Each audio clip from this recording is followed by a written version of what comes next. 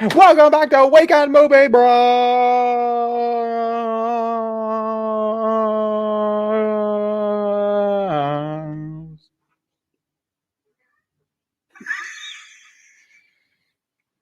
Well, my cat hated that as much as you guys did. What's up, guys? It's been a hot minute, but we're back. It actually really hasn't been that long. I think it's only been like a week or so. So not that bad. But yeah, we got stuff to talk about. Not a lot, but we got stuff. Actually, to be honest with you, it doesn't look like there's a lot of stuff here, but there is a lot of stuff here. So that's mostly tied to the fact that there is a shit ton of trailers that dropped. So we're gonna start with that. That's I think there's a lot to go over, type of thing. So that's where we're gonna start with a good old trailer breakdown. Where do you want to start? Well, let's just Suicide Squad. Well, we had two. No, we talked about Suicide Squad trailer. Did we? Yeah. Did we? We might not. No, we had not. No. Well, let's not talk about that. Let's talk about the PG-13 version because honestly, we can only afford to talk about one. Why? I don't know, because I don't want to talk about the other one. Why? I don't like the other one. But it's still two different types of promotional material. Okay, Zachary, tell me all about it. So when you look at both trailers, by the way, one trailer is obviously better than the other. We both agree on that point. We saw the better trailer in theaters out of nowhere. But what I like about it, though, is that one trailer is describing what the story is going to be like, how the characters are going to be acting with one another, and also I feel it's better how the comedy is going to be in the restricted trailer. What I feel the Rebellion trailer did better was it showed off all of our players, how they're going to be acting in the film. We got some power sets. They didn't give away Starro like the other one did, which I kind of wish they just went with the first one and not gave away the giant multicolored starfish. Also, everybody's freaking out about that shot right there of him. Everybody's like, well, that's not his power set. He's called Rip Apart. He really rips apart. No, actually, it's not his power set in the comics. But that's what his name is. I know, but they took it more literal than what the comic books do. Is what people were freaking out about. In a good way or a bad way? I mean, it was actually a mixed reception of how people felt. Can it ever just be positive or negative? Can it just be, oh, that sucked, or hey, that was good? Hey, now everything's black and white. There's gray in the middle.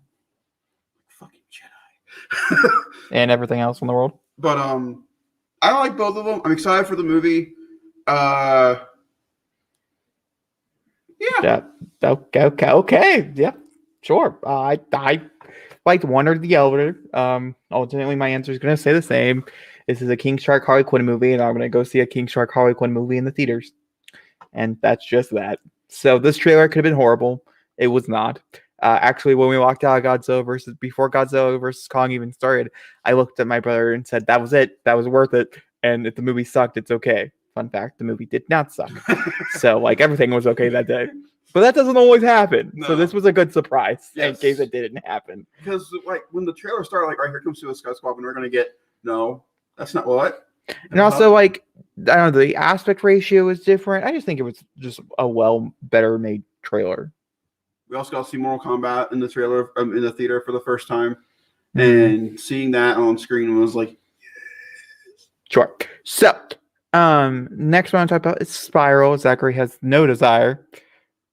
He also won't be able to see it in theaters because he will be housebound. I will go see Samuel Jackson get cut up. I will. Yes, I will. Will I want to watch that? I don't really know. To be honest with you, I'm a little hesitant, but I'm going. Getting off the Samuel Jackson part of it, what is your overall impression so far of Spiral? That this trailer looked a lot more like Saw than the last one. Okay. That was my impression. That they set out to make this one feel much more like a Saw movie, because when I watched the book of Spiral and you told me it was a Saw movie, I looked at you weird, except for the homage to the first one with the hacksaw at the very end. And now we know that Saw 10 is currently going into development after this is made. So wherever this ends will lead into... Well, actually, they're supposed to be turning it into an anthology. And so the characters of this one are not actually supposed to be carrying it over into the next one. It's supposed to be just taking place. It's kind of what they turned rest of Saw into. The first 3 Saw movies, fun fact about Saw, if you did not know, follow a coherent story. Only one character really falls out throughout most of them, but we don't need to talk about him. 3, like the main character of the first one is the same main character or relative to the main character of the next 2 films. And then they stopped doing that and they just started grabbing people off random like side streets was essentially what they did. And then they're like, you made this crime. I'm going to torture you in such a graphic way that you have to forgive me for it type of thing. And so that's what they're supposed to be like spiraling, I guess, into. Unless this does well and decide not to do that, continue the story forward. I don't know. Well, I'll let you know if it needs to. That's also, I think also the runtime is going to really help with this. If this is too long or too short, ultimately, I know I'm going to be disappointed. Also, there's never been a Saw movie that was never unrated. So I know that I'm not going to actually get to see everything in its fullity until it comes out on DVD. What will you be happy with the runtime? I would say probably like an hour and 45 minutes would probably be a solid one for me, personally. Hour and a half is never too long. It's never long enough for a Saw movie. We've been down that road before, but because doesn't the pacing feel off? It does. Well, it's because every horror film tends to follow the formula of 30 minutes of setup, and so that's an hour worth of torture. Which I don't know, to me, it just doesn't seem like there's too many characters that it doesn't set up the plot right. I don't know. We'll see. Sure. Also, I'm not a huge fan of Chris Rock as an actor. I like him as a comedian. And so I'm a little nervous for that one as well. And Hermione Lodge also made it seem much more like a TV movie. Like this should be like airing on like HBO or Paramount or something, not in theaters. It feels like a miniseries more so than a movie. And also, I agree with you. I like Chris Rock very much as a comedian. Some of his acting, there's one where he played like a comedian in real life that was really, really good. But his serious acting in this, it's fine. I'm still gonna go see it though. So ultimately, I don't think we're talking about a trailer today that I was like hesitant. I'm gonna go see before I watch the trailer. The trailer was just like, let's go. Actually, there is one. We'll talk about it. Oh, do you want to talk about the Bad Batch? Okay, you can talk about the Bad Batch. So the Bad Batch is completely different than what we thought was going to be. So we thought the Bad Batch was going to be another, just like a bunch of random short stories about the team during the Clone Wars, which we now know actually is that this is going to be the origin of the Bad Batch. We see how they became Clone Troop 99 all the way up to Order 66, which we find out in the trailer that they did not turn. They were defective. Apparently, it's just part of their DNA, and that's how it didn't work out. But we see them with Rex. So I don't know if we get to see like further more of that story from season 7, possibly with Rex, because he looks different. But the cool thing for me is that we get to see them fight other clones, and we can see how they react to that because they're the renegades. They don't like to deal with people, and I have to kill their brothers. So I'm curious to see how they do with that. It looks fun. 70 minutes for the premiere. I'm happy. I'm ready for more Star Wars. Give me more Star Wars, please. In a good way. I have no opinions of the Bad Batch. I think everybody understands my opinion about the Bad Batch by this point in time. Unless you're new here, the Bad Batch is my least favorite segments of Star Wars: The Clone Wars. They pop up very briefly in that, but that was very hard. That was very hard to watch. And so will I partake in the 70-minute premiere? Well, yes, I will partake in the 70-minute premiere. Will I partake in other things past that 70-minute premiere? Well, if it blows me away, it will. But if it doesn't blow me away, I will not. Yep. I'm not afraid. I think 70 minutes is like 3 or 4 episodes of like a normal Clone Wars. They're 20 minutes apiece, so that would they're 30 minutes apiece. They're 22 minutes actually. They're 30.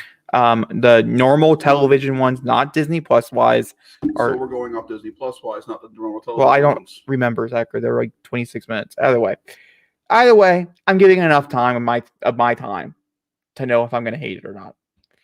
Is precisely the point. The animation looks cute. You might leave during it. I don't know. Yeah, I might have a walkout. That's cool too. I'm cool with that. What would you do? Walk out of your own bedroom? No, you would be watching it out there, and I just go in there and watch something else. A walkout. The next one I want to talk about is Black Widow. Obviously, I just want to reiterate this. This is the movie I've been waiting for 10 years. So yes, and now 11. Oh, so sad, but it's true. Damn. Ouch. That would hurt. Okay. That I've been waiting for 11 years. So yes, I'm going to reiterate this. I'm not excited. I am over the moon. I am. Oh my god! Why can't this come out in May? Seriously. It doesn't matter. It's not. I need to get over it. I just need it. I need it in my life. I can't wait to buy it on Disney Plus, which I surely will. And then I'll even buy it off of Disney Plus because I surely will. I'll buy the Blu-ray. I'll buy it. Actually, I'll probably buy the Blu-ray and put the digital code inside my thing. But besides the point, it doesn't matter. I will buy the shit out of this movie. I'm going to go try to see this movie as many times as possible in theaters. This is the first movie that I can confidently say if I'm allowed to rewatch in theaters, I will rewatch. If it comes to my theater, I could be seeing it that whole weekend. And you know what? Who's not going to cry about that? But that's the important thing here is your theater that we're currently sitting in front of. Yeah, we will have to wait and see. I'm still waiting on Cruella. Cruella has not released any pre-sale tickets yet. So once they get all on the track, then we'll know if we're getting any of these movies. Nothing has come out about Cinemark yet. I'm sure they came to a deal. Maybe not for Cruella. Cruella doesn't seem like it's going to be that big splashy hit. But I would say for Black Widow, it's a Marvel movie. I'm sure they're going to come to a deal for it. I couldn't see why. If not, then I'll see it once in theaters. I'll buy it at Disney. I'll buy it at home, and I'll watch it every single day at home for 4 days. You know? I don't care. I love this. I love everything about this. This was a perfect trailer, in my opinion. It was the perfect way to end the trailers for this movie. I have a feeling there's going to be at least one more. I think it's going to be a minute long. I do believe, and I think it's going to be a whole bunch of reused footage. We don't need it then. What's the point? Because a lot of people, I know this because I talked to a lot of people about Black Widow specifically because I'm so excited about it. A lot of people forgot it's coming out. So they need it. That's why you have an ad campaign. You don't do another one. This has now had 4. If it does another one before, it doesn't need 4. But they have to restart their ad campaign. For instance, I'm going to talk about this very briefly since we're talking about trailers. A Quiet Place Part 2 comes out at the end of May. Yeah, who knew? Not me. And they need to release another trailer. And that's only because I didn't know it was coming out in May. And that seems bad advertising on my part. Well, see, I'm on the other side. Not like if a film's coming out, I don't know, like in November, December, then yes, it needs another trailer. Absolutely, it needs another one. If it got pushed to that point, then it needs another one. Like Top Gun Maverick now. It got pushed to November. Therefore, it would require another trailer for it to come out. We are now 3 months away from Black Widow.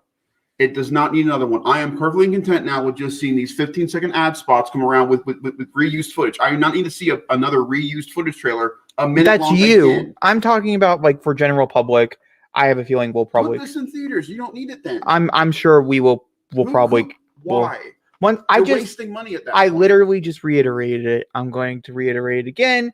They have to start back up the ad campaign because the movie is now coming out. They're going to have to restart it up just like they were going to originally start it up a year ago. But if you look at it from a Disney's point of view, and I'm not talking about director or her. I'm talking about from your favorite side of the point, the money point of view. Yeah, the money point. They've already spent more money on the ad campaign than they need to. What is the point of putting together a literal minute-long trailer just to say, once again, let's say the trailer comes out in June. Okay. 1 minute, July 9th. Okay, great. We knew that a month ago. You know that a month ago. We're on top of this. I'm talking about general public, Zachary. General public who do not know. How do I know they don't know?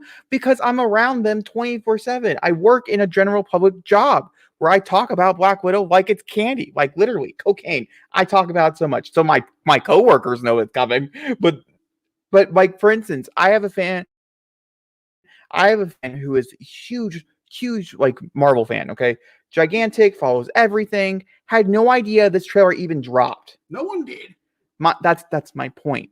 She had no idea it's coming out in July. She had no idea it was coming out in May. She forgot the movie even existed. That's why another trailer is important. Because you have to remind the audience, hey, this is coming. That's why we got another Cruella, which is not on. Yeah. Well, no, technically we've gotten 2 Cruella trailers since the first one. That's what I mean. That's why they have to ramp up that ad campaign. That's not ads. That is an ad. And that's how it's stupid. It's how you're wasting your money. That's fine, Zachary. I'm trying to look at it from your point of view when it comes to money purposes. And honestly, I personally think if they put out another trailer, I think it will probably help it do better.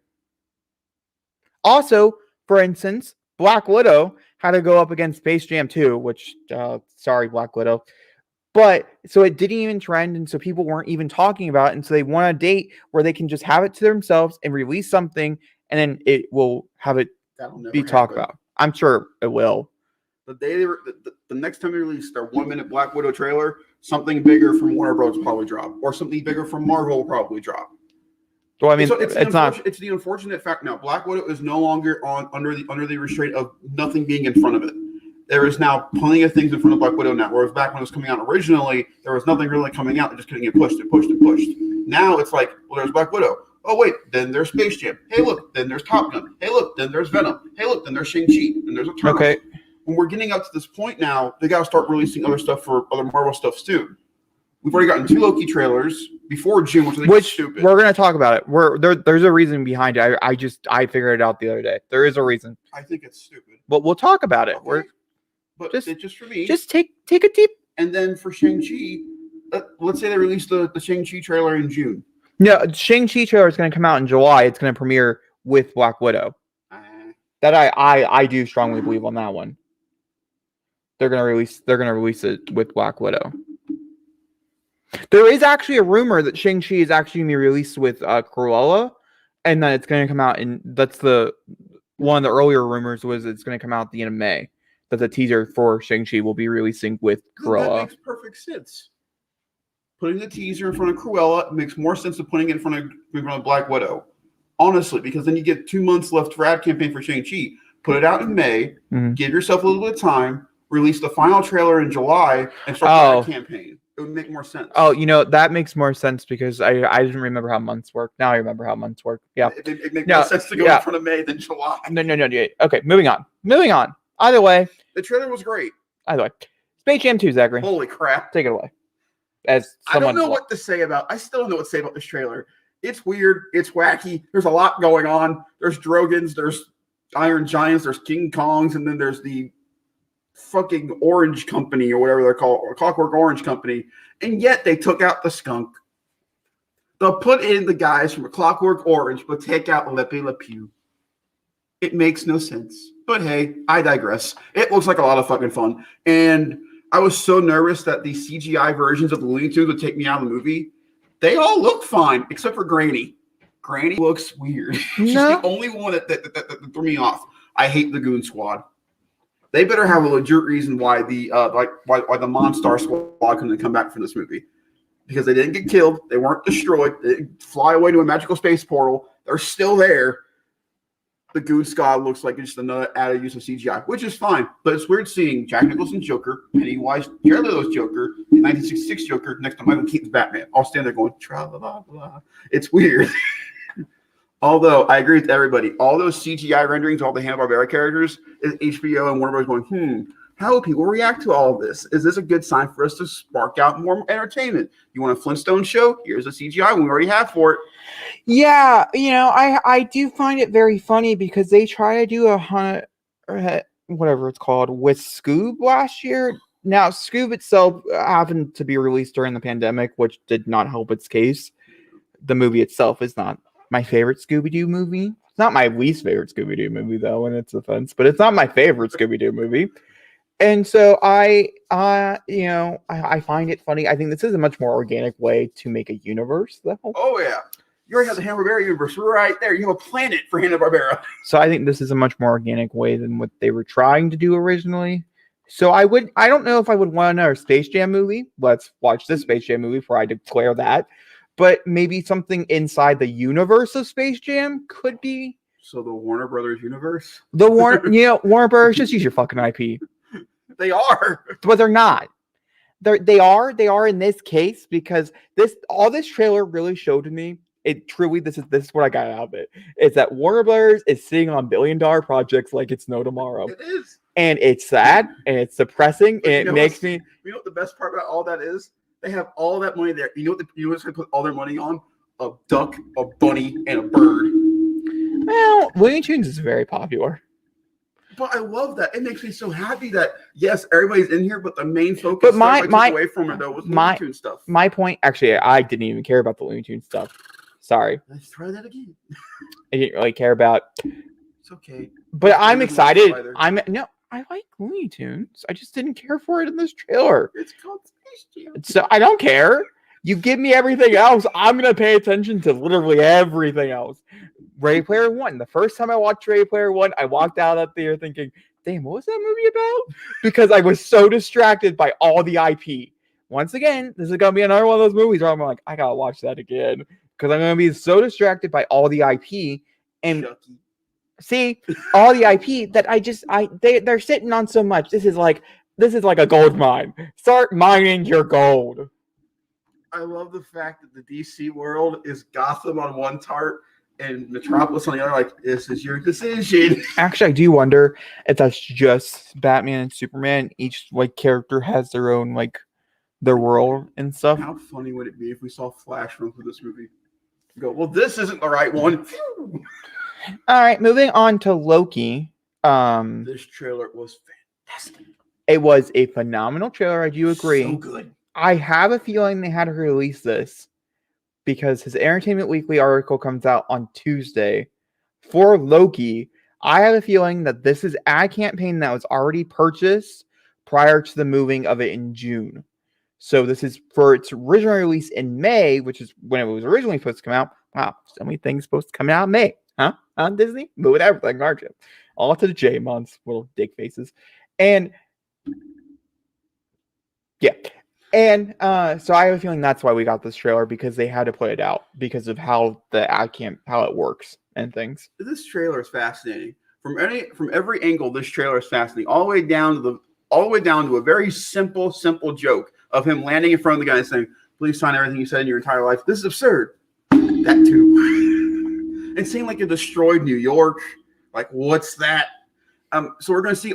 But the one thing I thought was really cool was a tie back to Endgame. Like, it's the Marvel Cinematic Universe. They can tie back to where they want. When you see the branching tree line thing, that's what Bruce was talking about to the Ancient One. So it makes sense in their time traveling thing. You take one thing out, the rest of it fucks off. So in that case, Thanos came back down in New York and said, "Done." Yeah, because we have to remember, and I think she was very explicit when she was talking about in Endgame, and we have to go off of Endgame's timeline knowledge, even though it's confusing as fuck. We're going to try to decipher it. She said that there's multiple realities of the same characters. So, like, what happened in Avengers 2012 was happening in a different Avengers 2012 to a different set of characters. Like, I guess the multiverse, but not technically, since this is like time realities, not like different character realities. It's the same characters, just a different, like, let's say, different version. Loki didn't get slapped around or whatever. That was a change in the timeline. So him taking himself out of that timeline technically would not affect our timeline. It affects a completely different timeline that we've never seen before. Yeah. So what he's trying to get at, it's like, so Loki left. Yeah. When Loki leaves, he doesn't go to Asgard. Yep. The Dark Elves don't happen probably. He doesn't die. His mother survives. Yada, yada, yada, yada, yada. And so, to the point where their end game never happened probably. Yeah. But our end game technically would always have happened because we're not affecting our Pacific timeline. So I'm guessing the timeline that Loki leaves is the timeline that we are in, but Endgame ultimately goes the way of Thanos because they don't have all the stones, but Thanos does. All I know is it's fucking confusing. I would say time is more confusing than the multiverse, which is why I'm happy this is a television show, because I think they do need the 6 hours. And they're going to explain it right. And plus, they got freaking, what's his face? Besides Tom Hiddleston. Owen Wilson? Owen Wilson, thank you. Wow. I always forget it. I forget his name, but I never forget that face. But they have Owen Wilson there. And I'm like, he's a perfect person to explain time traveling to. Like, there's this one thing, and there's this other thing. Wow. It's all connected. Done. Okay. So I don't know. Cruella, I think I don't really know if we need to talk about it or not. Cruella started strong. Its Grammys one was just okay. And then this one, I don't know. I liked it. I'm losing less and less interest as more stuff comes out. I liked it. I just don't think there's anything there to like anything new to talk about, to be honest with you. It looks okay. You're not gonna find it, Jake. Yeah, I am. They're out. It's right there. See? I was hoping you wouldn't find it. Okay. So about Jupiter's Legacy. Since you really liked it, I loved it. Did not. So Mark Millar is kind of my Kirkman, where I love like most of his books he's put out, like Kick-Ass. He's done this. He did one more. Oh, Kingsman. He did all three of those, which I really liked all three, very much so. I've never read Jupiter's Legacy. I personally thought before all this started happening, I thought it was a sequel to Jupiter's Ascending. Boy, was I wrong. Yeah, I would be wrong. This looks like a great role for Josh Duhamel playing an older, weathered down superhero from the 1930s. Realizing, we're just getting up there. We really can't hold it up anymore. We got to rely on our kids. Our kids are like, nah, man, we want to do what we want to do. But like, nah, man, you got to be a superhero. Like, nah, man, I want to go do this. Explosions and imposing figures in the sky happen. Craziness ensues. It's a superhero drama. I'm excited. But here's my thing what I'm worried about. Mark Millar, much like the boys of Essence, can get very violent, can get very crazy when it wants to. I just hope it doesn't become the boys wannabe for Netflix. That's why I don't want it to be. I kind of want it to be the boys wannabe for Netflix. I want it to be its own thing. I want it to be able to stand on its own and give its own message. I don't want it to be the boys. I also don't want to say that a TV show can't be a superhero TV show can't be violent because they want to be the boys. I think a superhero TV show can be violent if it's necessary. Yes. And so I don't know if I completely agree with that statement. That's fine. It's just how I feel.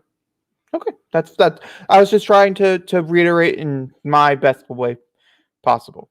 We also got the trailer for High School Musical, the series, season 2.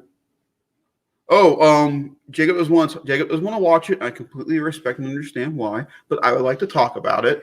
Batman: The Long Halloween Part 1 released its trailer. Well, first off, Jake, what did you think of Jupiter's Legacy? I know I jumped around a lot there, but you said you really had opinions on it. Where are we? Jupiter's Legacy. Okay. I wasn't sure, to be honest with you, because you were just literally everywhere. Sorry. I mean, yeah, I hope it's extremely violent. I'm hoping for lots of violence, and I just really want this to be TVMA.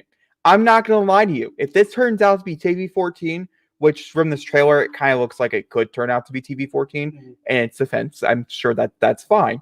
I think it's an extremely missed opportunity, as I did peruse the comic book pages of Jupiter Legacy, because I was just a little curious if this was on the more adult side or on the more non-adult, not really like more teenage side, like most DC comics are.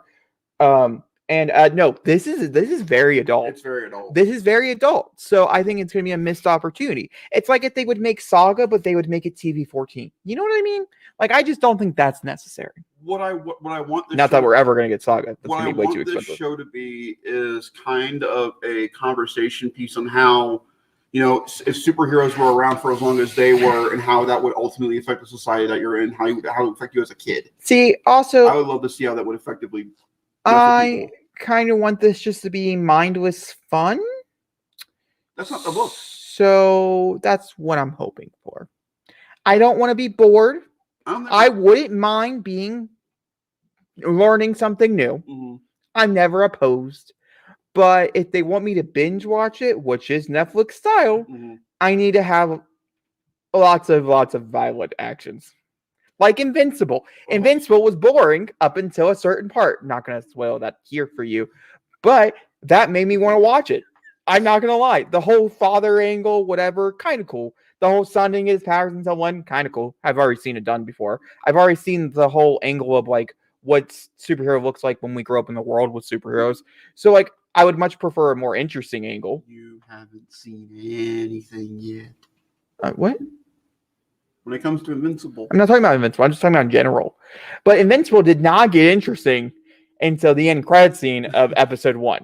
Would you call that an end credit scene? It is. It technically is. It's like a mid-credit thing. It's a long-ass mid-credit scene. And it doesn't matter. So it was.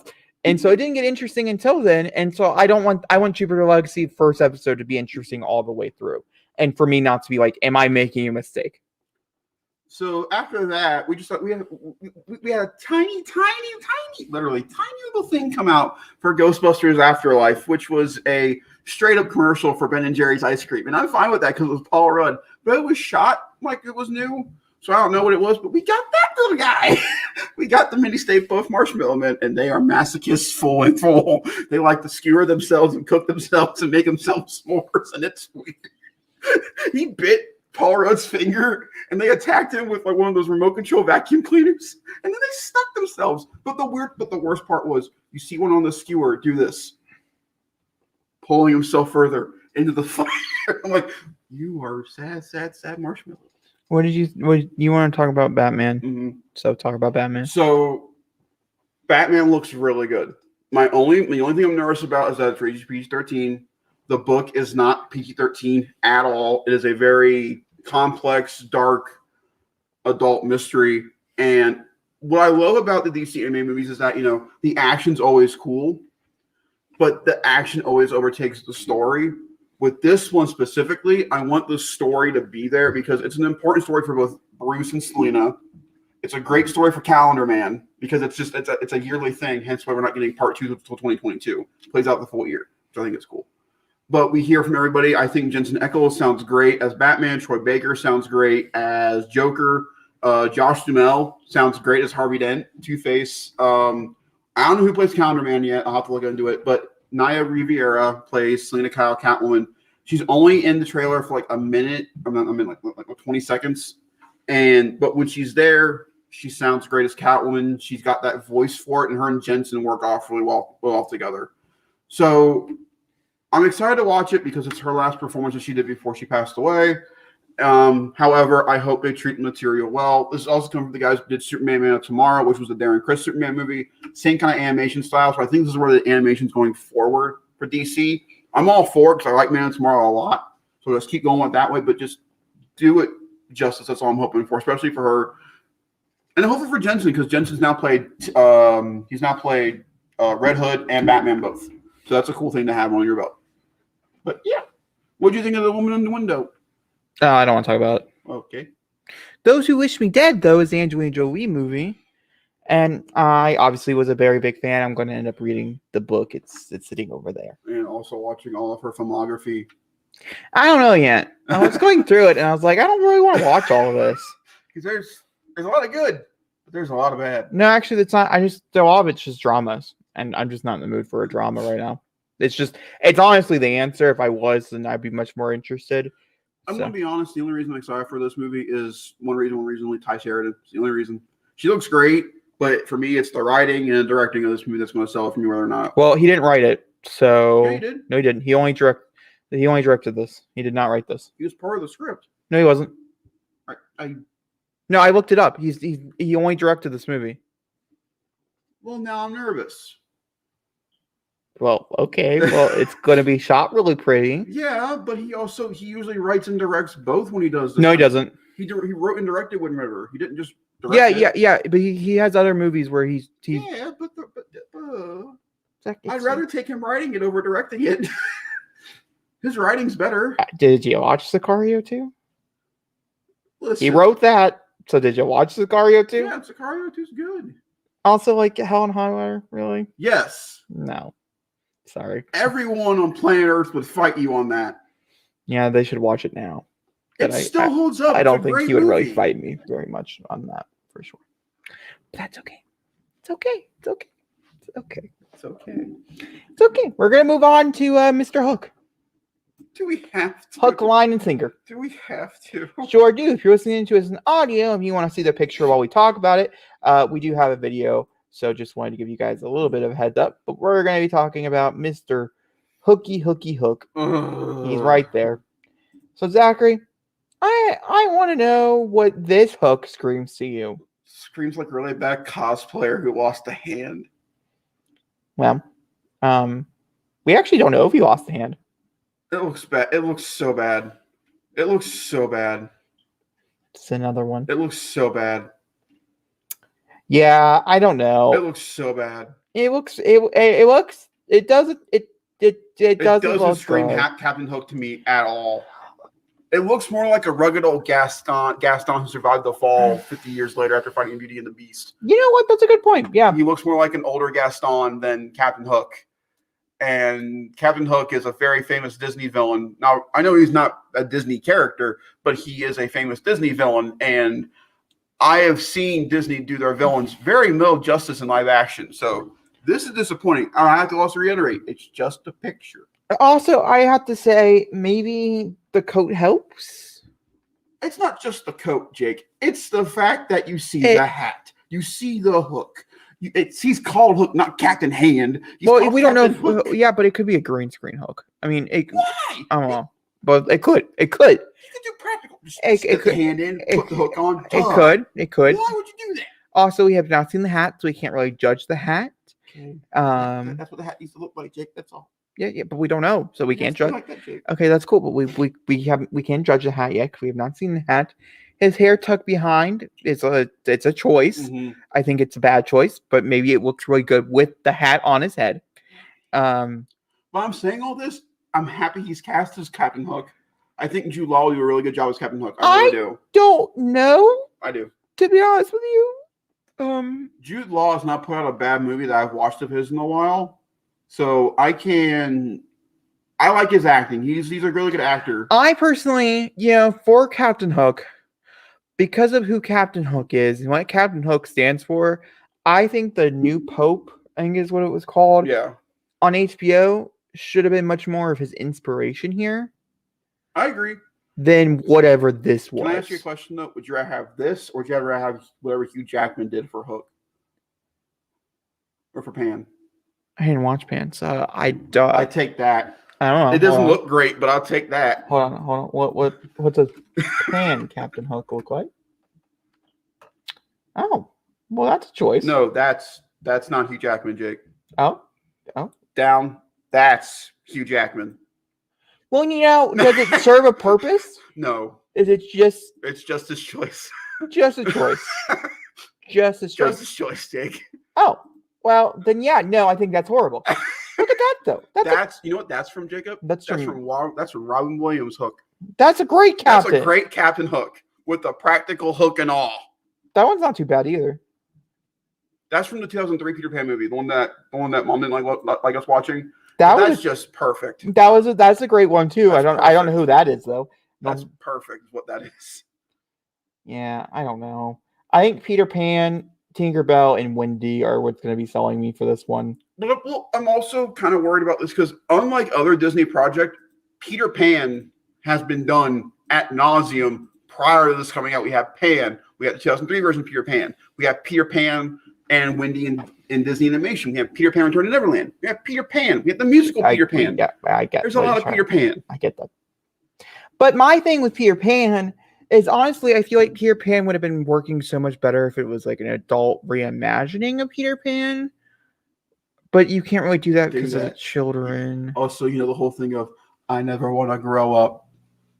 So Peter Pan live action and as an adult would be. No, I'm not talking about that. I'm talking about making this an adult story and not making it for children, like what they did for Pinocchio, making Pinocchio into an adult story. Did not watch it, but it looked fascinating. Oh, the one that when it came out on Christmas. Oh, it looks gorgeous. The visual effects in that movie. It looked hard to watch though. Yeah, it did, but it looked gorgeous though. So that's what I mean. I feel like I don't know. I'm not really ready to watch Peter Pan when you go off to Neverland to fight Captain Hook, just because I know the ending of that story. Unless it's different. Once again, it's really going to be selling me on the outfits, on the VFX work. I want magic. Well, we also still don't know what the story is. For all we know, they could be going to your angle where the kids are a little bit older and Peter Pan is still a kid, and he has to go back and get Wendy because something happened with Hook. Actually, Peter Pan, I'm pretty sure the actor who plays him is younger than the actor who plays Wendy. So, like I'm saying, he doesn't grow up, but the kids did, and he has to go back and get Wendy because something's going on in Neverland again. Maybe that's why he has to bring her back. I don't know. I need movement. I need more. I need movement. I can't judge this based on just. See, I feel like the same way when they released the first picture of Tom Hanks as Geppetto for Pinocchio. I'm gonna go, that's not Geppetto. What's up with this nonsense? And then we get to the actual movie. You go, he is just a treasure. But also, I do wonder because Peter Pan got placed on. It was originally it's Disney Plus. It was originally. But this was originally for theatrical. If the budget got cut because they're putting it on Disney Plus, same thing with Pinocchio. I do wonder what they're doing with those because they don't have to worry about and the only money that they get off of these movies are subscriptions that are already there. So I guarantee you they'll probably put some money behind it.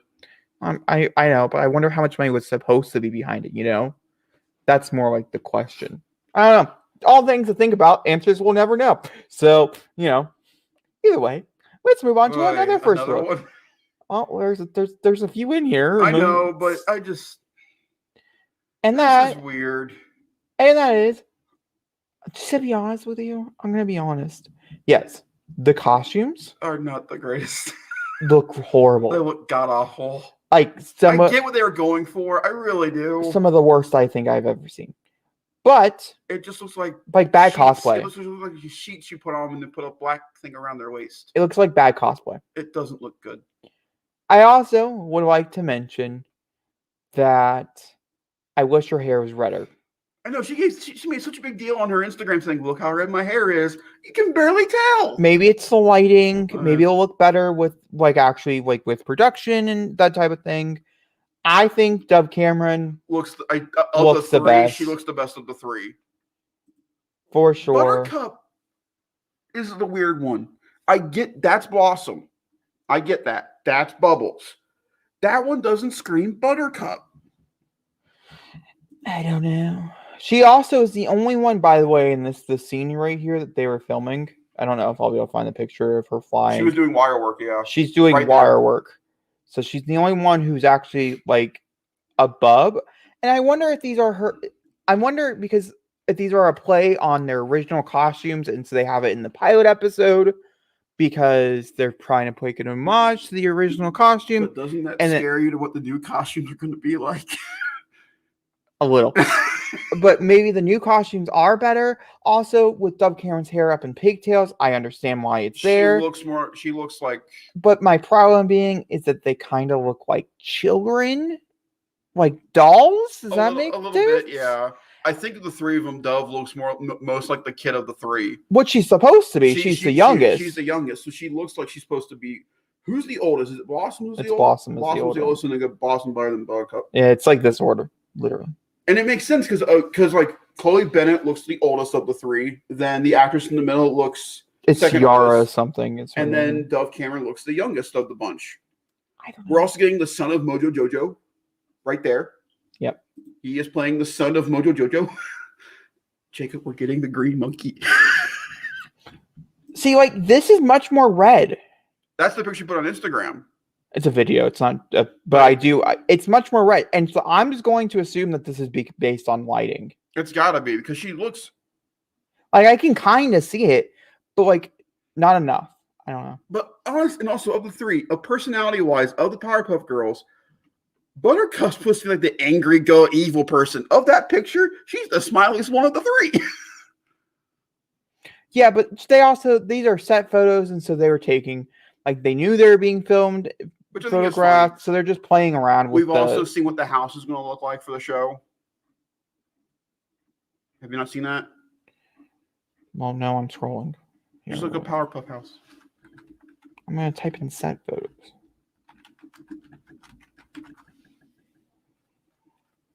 And there's the logo right there. That's the wire work that I was talking about. I don't love the shoes either.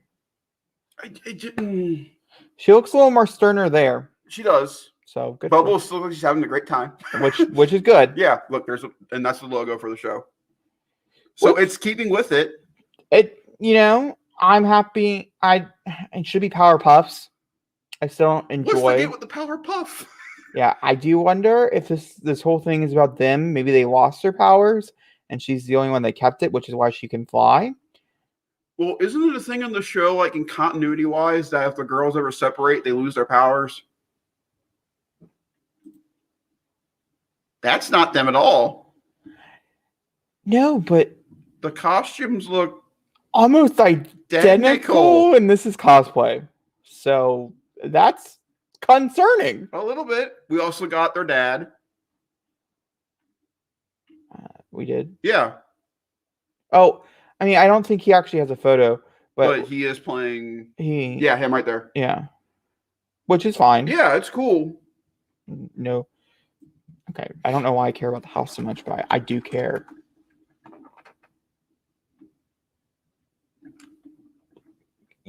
I swear we got a picture of the house.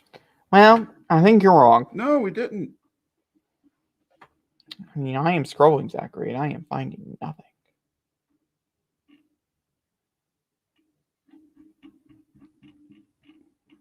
Look up Powerpuff live action house. Take out the girls. It's called Powerpuff, Jake. Yeah, but most people under attraction stuff are going to put girls.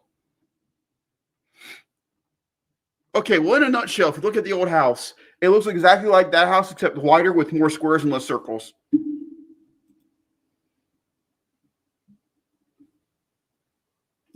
Oh, you know, you can just click on the actual article. There you go. That's it. Oh. See, the house looks great. Red door, except a lot less circles. Yeah, this is much more mansion-y?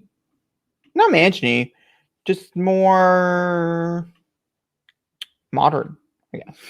I'm not sure. I don't know. Really curious how they're going to make the son of Mojo Jojo because he's a short guy. Well, also, like, for instance, it's Diablo Cody, which I have a lot of confidence in. I really like the Cabo. Yes, that's a fair question. When did Mojo Jojo have time to have a kid? What's a little bit longer? And who would, you know, do it with the monkey?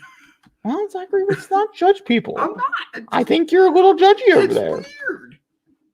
I don't know. I think of all of the this. Okay, well, keep talking. I don't know. Of all the Cartoon Network properties, do you really think Powerpuff Girls was the right one to choose? I don't know. I like action Ed and Eddie on CW would have been a lot funnier. No. Or Ben 10. Nope. That's way too fucking expensive. Ben 10. Have you seen what they've been doing in Flash recently? They had a full-scale T-Rex walking around Central City. Well, I still think Ben 10's too expensive. They did it. I did movies of it. Twice. Well, I still think it's too. Yeah, did you watch those movies? Powerpuff Girls are going to be too expensive. Yeah, Powerpuff Girls, though, I'm interested. I'm down for it. It's just what it is. The Grand Adventures of Billy and Mandy would be cool. Yeah, but adults. I don't think that would happen, though. Courage the Coward Dog. Definitely would not happen. That's still questionable if it should have happened. Kids Next Door, except they're adults. Okay, Obi-Wan Kenobi cast. We're moving forward. They chose Powerpuff. Get over it. So, Zachary, explain to me how you feel about any of this. Happy. Because, to be honest with you, the only things I take away from this is Ewan McGregor, Hayden Christensen, and Adina Verna, Kumanji. I'm just horrible with Kamal names. Nanjiani. Thank you. Yep. I'm just horrible with names. Su Kong, Sung Kang, my Jesus Christ. Shia Jackson Jr., Rupert. Like, I just know the actors. I don't have any clue why it's short to them. Because that is Luke. That is that's Luke's parents. Oh. When Obi-Wan goes to Tatooine at the end of episode 3, which is what this takes place at the end of episode 3, Obi-Wan hands Joel Edgerton and his wife baby Luke Skywalker, and he's on Tatooine watching over him, making sure he's okay. Which is why I'm so happy, isn't it? So how the fuck does Darth Vader show up on Tatooine? We have been told he has no idea the fuck his son's on Tatooine. So how does that make sense? But the maybe it doesn't. Maybe the fact we should see Hayden Christensen in the suit again and see him get his fucking helmet get knocked off. But now they have him back. He can go to Ahsoka Tano if he wants. We can have another conversation there again if they want to. It's just things and stuff and things. I'm so fucking excited. That's way too many efforts for my liking. I'm so happy. I feel like I should go in and bleep him every time he curses. I'm so happy. This is what I wanted from the cast. It looks great. But for me, it's not about the cast. It's knowing that the show is keeping forward. It keeps going. Because I thought for the longest time it was doing this. Well, I mean, it was. But now it's going. Because they start shooting this month. I think they're trying to go for a June 2022. No announcements on releases. I'm thinking June. I'm excited. Jacob, you don't care. Why? I mean, I'm going to watch it. I don't really know what I'm looking at or the importance of it, but I'm going to watch it. Sorry, people out there who I just offended, which I know I did. So this is the most important Star Wars show that they've ever done besides Mandalorian. It has the most traction. It's the most popular. I get it. It's fine. We're just It goes Obi-Wan and Ahsoka. That's what it does. All right, we're gonna skip that one, and just that's a longer story, so Yeah. we're just going to go down to some smaller ones. Phoebe Waller-Bridge is the female lead for Indiana Jones 5, which is supposed to start filming in July, with Harrison Ford as her and coming out in November, if I'm not mistaken, of next year. So I have one theory about who Phoebe Waller-Bridge is playing. Yeah, there is no announced for casting. I have a theory. So we know that Indy and his girlfriend, his wife, get back together at the end of Temple of Doom. Not Temple of Doom. Kingdom of the Crystal Skull. I have to remember. That's the fourth one. I have to remember. So they get back together at the end of that one, but we never see what happens with their son, right? What if this is possibly maybe his son's wife? July 29th. Maybe this is possibly his son's wife. Shia LaBeouf's not in this. They can say that he died along the way. Damn. Sorry, Shia. It's just the easiest way. And she wants to continue that legacy on with his dad. And this is their first adventure together. He's reluctant to working with her because he's not used to dealing with a female at his side. Because he's older now. He wants to do things on his own. He doesn't want any help. So it takes her to bring him back. They do this classic adventure again. He's like, you know what? You're doing pretty good. You take on for me. I'm going to go sit in the sunset with a horse. And that's Indiana Jones 5. I have a strong feeling that's not the case, but it's a theory I'm going on. My theory, or thing. Indy could just have a heart attack. I don't know. I don't think Harrison Ford's gonna kill off Indiana or go sit in the sunset. He killed Han Solo. Yeah, he hate Han Solo. There's a major difference. He didn't like Han Solo. He didn't like Star Wars. He's very adamant about this. It's not like I'm trying to be cookie color for anybody right now. He really hates it. He really hates it, like really, really hate. Which is why it's so shocking that he comes back in another movie. Rise of Skywalker, and it's arguably the better performance of the two movies. It is. I agree. So good at Rise.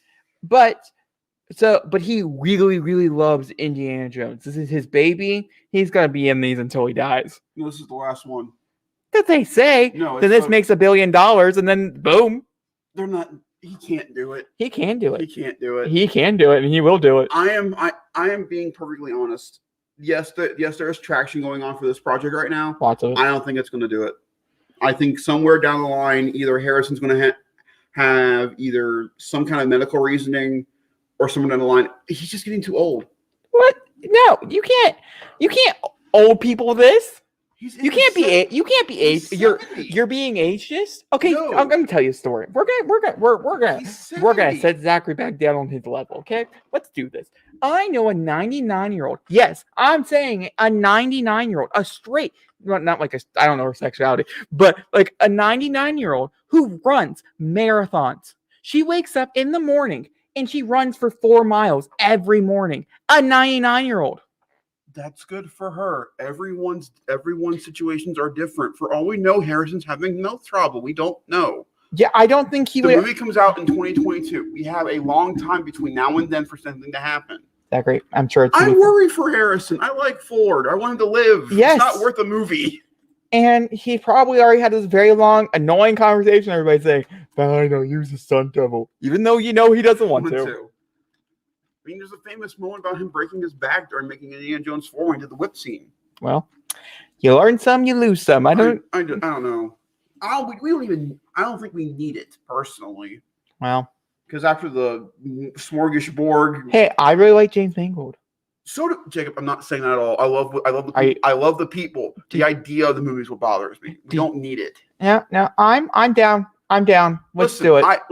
There's only 3 Indiana Jones movies. There's 4. No, Jacob, there's only 3. There's 4. There's only 3. I like the 4th one. Well, you know what? I don't like the first 3. I'll visit your multiverse sometime, see where they made a 4th Indiana Jones film. I'll visit your multiverse sometime. But in my multiverse, there's only 3. Oh, yeah? Yeah. You'll visit? Yeah. Okay. Yeah. How interesting. Yeah. I wonder when he's going to visit. I don't know. Sooner? Maybe then later? Sure. Possibly. Yeah. Speaking of Transformers. Sure. I don't know how it transitioned, but it did, okay? In my brain it did. We have a new lead. Our lead is Anthony Ramos, who I'm obsessed with. He's the main actor in The Heights. He's from Hamilton. He will be playing the next lead in the next Star Wars Transformers film. Now, We have to now. I have to make sure this is remembered. This is not a direct sequel to Transformers 5. They're starting something new. This is something brand new. But here's the other thing. You know what makes me sad though? This isn't Bumblebee 2. This isn't something Bumblebee related. That's really okay. Upset. No, it's not. I'm really upset. That's okay. Because I really wanted some more stuff with Bumblebee. Also, we're getting an animated Cybertron prequel somewhere down the line. Now, we're also getting Beast Wars somewhere down the line. I have a question. What is this movie? I have no idea. But they literally didn't say. That's my honest to God question. What is it? I just have a cast for you. I just have a lead. I don't have literally anything else. I don't have a director. I don't have a script writer. There's a director on the project. Oh, I don't have it though. I mean, it's just easier if I Google it, Zachary. Yeah, it's very true. I'm Googling it. Okay. New Transformer movie director. I don't know. There's a script writer. Hold on. Who knows if this is even the one we're talking about right now. It is. They green with this shit like no tomorrow. Angel Manuel Soto. Mm-hmm. Pretty sure I messed up that. Is attached to direct the project. It's attached to direct. I don't know who this human is. He was the showrunner for Defenders for Netflix. Oh. Yeah, so that's why I'm nervous. We're all around the board. Oh, he's also going to be directing Blue Beetle. Yeah, I'm more excited for his Blue Beetle than over the Defenders. Cool, good for him. I'm happy he's getting multiple projects. It's just of the two, I'd rather him work on Blue Beetle first over Transformers. Because again, we have an animated Cybertron prequel coming. We have Beast Wars coming, which is a whole other thing. Which I think only a small few people are excited for Beast Wars, and that's fine. Not everybody likes a transforming gorilla and transforming dinosaur, and it's okay. So I'm excited for it. Optimus Prime will throw dung. It's gonna be a joke of the movie. It's gonna be a joke of the movie. Okay. On that note, Zachary, who they cast as She-Hulk? What's your? This was your story, yes, so tell me all about it. Hang on, I have to find it there. Right. Adds Renee Elise Goldsberry. She played the eldest sister in Hamilton. Very, very, very good actress. She's worked in other. I think this is her first project off of Hamilton. Mm-hmm. I'm excited. We're still getting more content for She-Hulk. But you know what makes me weird though? We know she's confirmed, but Tatiana Maslany is still saying, "I'm not part of the project." No, actually, I do think she confirmed that she's a part of the project. She's done talking, saying that's not true. Yeah, I mean, she didn't really have much of a choice in that one. But I'm excited. We're just getting more confirmations about actors and actresses joining these Marvel Studios projects, which just means, again, for me, that these projects are moving forward. Just because you announce a project just doesn't mean like. She-Hulk has a date that they're going to start filming. You know what I'm saying, though. You can just say you're starting a project here, and then 2 weeks later, going, never mind. So it's nice. But it's always not a bad thing. But it's nice to know we're getting more people. I got you, Zachary. I understand. But really? Because you keep fighting me. I just didn't think it was important. It was important. It's not really that important. It's movie news and TV news, therefore it's required for us to talk about it. Yeah, when she actually has a role. Right now, she's just there. She's there. I'm happy for her. Good for her call, I guess. But what's the point? There isn't one. Let's throw down some EDM music. No. Oh, sure. Talk about it. Mortal Kombat released early in Asia, so beware of spoilers. Please, for God, beware of spoilers for this movie. It's one of those movies I really don't care if I get spoiled for. We got the first score for soundtrack for the movie, and it's just Mortal Kombat as an EDM song. And I gotta tell you, that's what that was. It's interesting. It says Mortal Kombat, and it goes, "Let the fight, let the fight." I'd also like to mention that we got the runtime an hour and 50 minutes. I think that's perfect. It's radar for strong violence, bloody violence, language, and sexual situation. I think it's gore. No, gore was not on that list. There's going to be gore. I know, but it wasn't on the list. They need to put it on there. There's no. Actually, most movies now inflate that you list every single little detail. So I was really shocked when it didn't say gore. I'm not going to lie to you. When it said strong violence, I was like, oh no. Wait, are we being told something that's not actually going to happen? I mean, the trailer showed it, but is it going to happen? It's going to happen. What's the definition of violence? Because I expect gore with my violence. Maybe that's just me though. Mortal Kombat's also a movie I really don't think I care that gets spoiled for me if it gets spoiled. For instance, there's something that happened and something else that got spoiled for me like this morning. Yeah, Zachary, I can't get away from it. You know me. But fucking Twitter. I know it's a problem, but it's not really a problem. I just happen to follow. Solve that problem.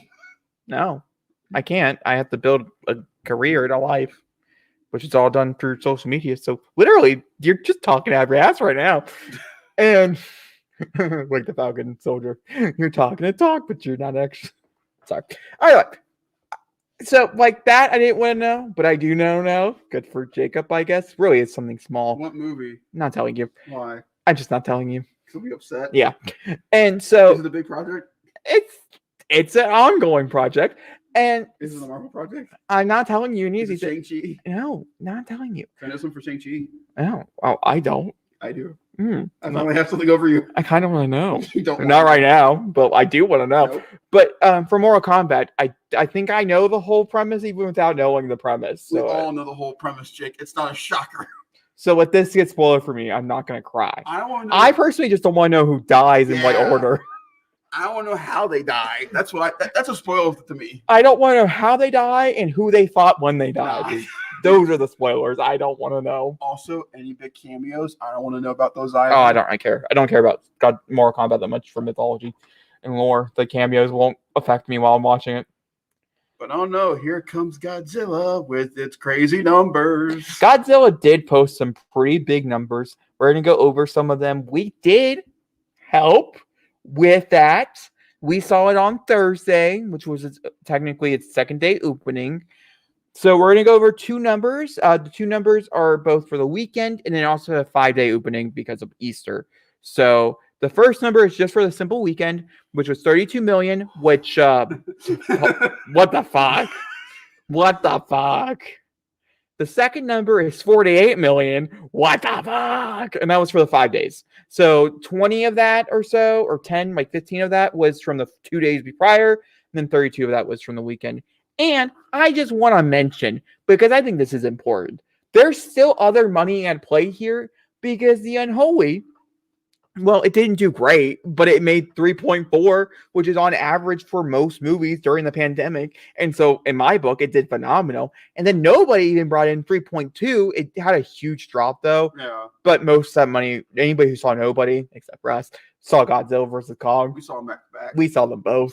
But that's that point. Raya is still making some money at the box office. If Cinemark would just get off, if Cinemark would just release Disney films, Raya would probably be up there too. Yeah, I think Raya would have had a much bigger, not as soft of an opening, because it does show you that Raya just was not the thing people wanted to see.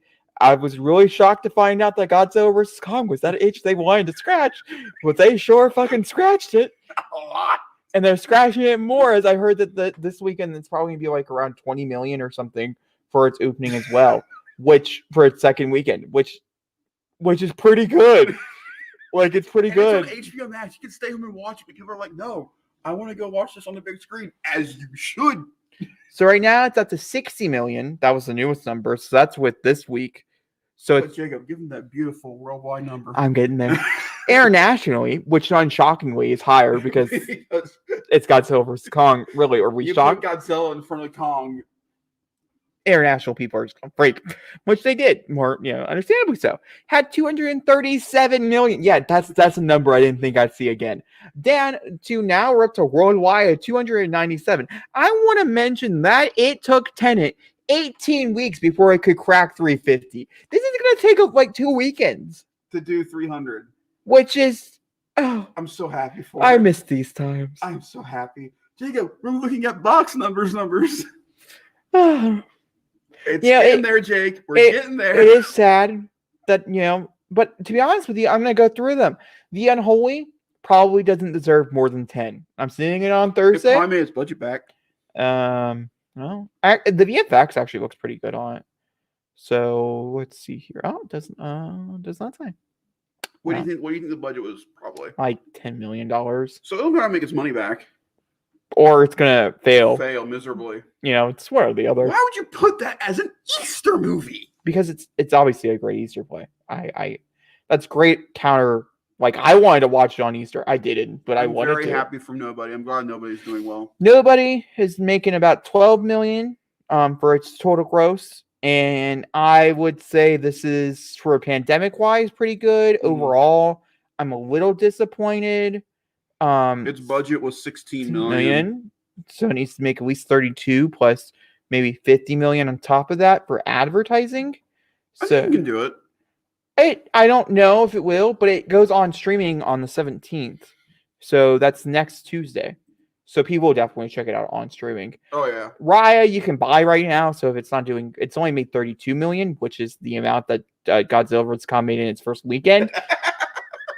Yeah, that's got to hurt for you, Disney. Oh, man.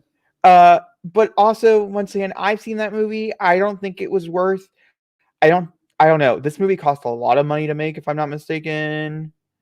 Yeah, I would hide that number too, Disney. Yeah, I would hide it. And it's like 150 million, not including advertising. So yeah, I don't think it would have done well. Period. They should just treat it like they're treating Luca. It should have just been a straight Disney Plus movie and been done over with. Yeah, but that's really sad. It is sad, but it's what they should have done. I don't know what The Girl Who Believes in Miracles is. I'm assuming that's a religious flick. It's gotta be. If it's not, no, I gotta know. Yeah. Okay. Oh, Atlas did it. Yeah, that's Yep. There's a full-on preacher as the main character. Not that that's a problem. It made 589. So religious people are going out. The Courier's made $4 million. The Courier, which I think should have went straight to streaming, that should have never went to theaters. Oh, Chaos Walking. Chaos Walking. I think in a different time could have done great. But right now, no. Kurtz is just gonna. Kurtz is living his best life. How much is Kurtz made? Kurtz is just now being unseated as being like a giant, which, it came out in November. So 19 weeks, 136 days ago, and it's still at my theater. So I say it's doing just fine. No problems there. That is like, is that Lionsgate or Universal doing Universal. That? Universal is just like, you know what? We need something here. Just keep going with it. Just keep going with it. If fans are like, that's Universal has put out Nobody. Universal has other movies. Kurtz, it's just like, I've seen movies constantly just going in and out, on and out of my theater. Kurtz too. Without a doubt, from day one to day now, it's there. It's even there this week. Like, I mean, we have new movies coming in, and still, yeah. I don't think until the next big kids movie comes out that probably Kurtz won't leave till then. Which was supposed to be Raya, and that wasn't. And it's still made more in its entirety than Raya did. Well, Raya, I don't know how well Raya did overseas, which was the big play here. And we had a pandemic, but then again, I don't think any other movie is really having that problem. Godzilla vs. Kong could say otherwise. Yeah, but most of that came out of China, and like I said, do we really trust China? Not people from China, but the government of China. I don't even think the people in China trust the government. Let's just be happy that Godzilla vs. Kong is doing that well. Okay, let's move forward.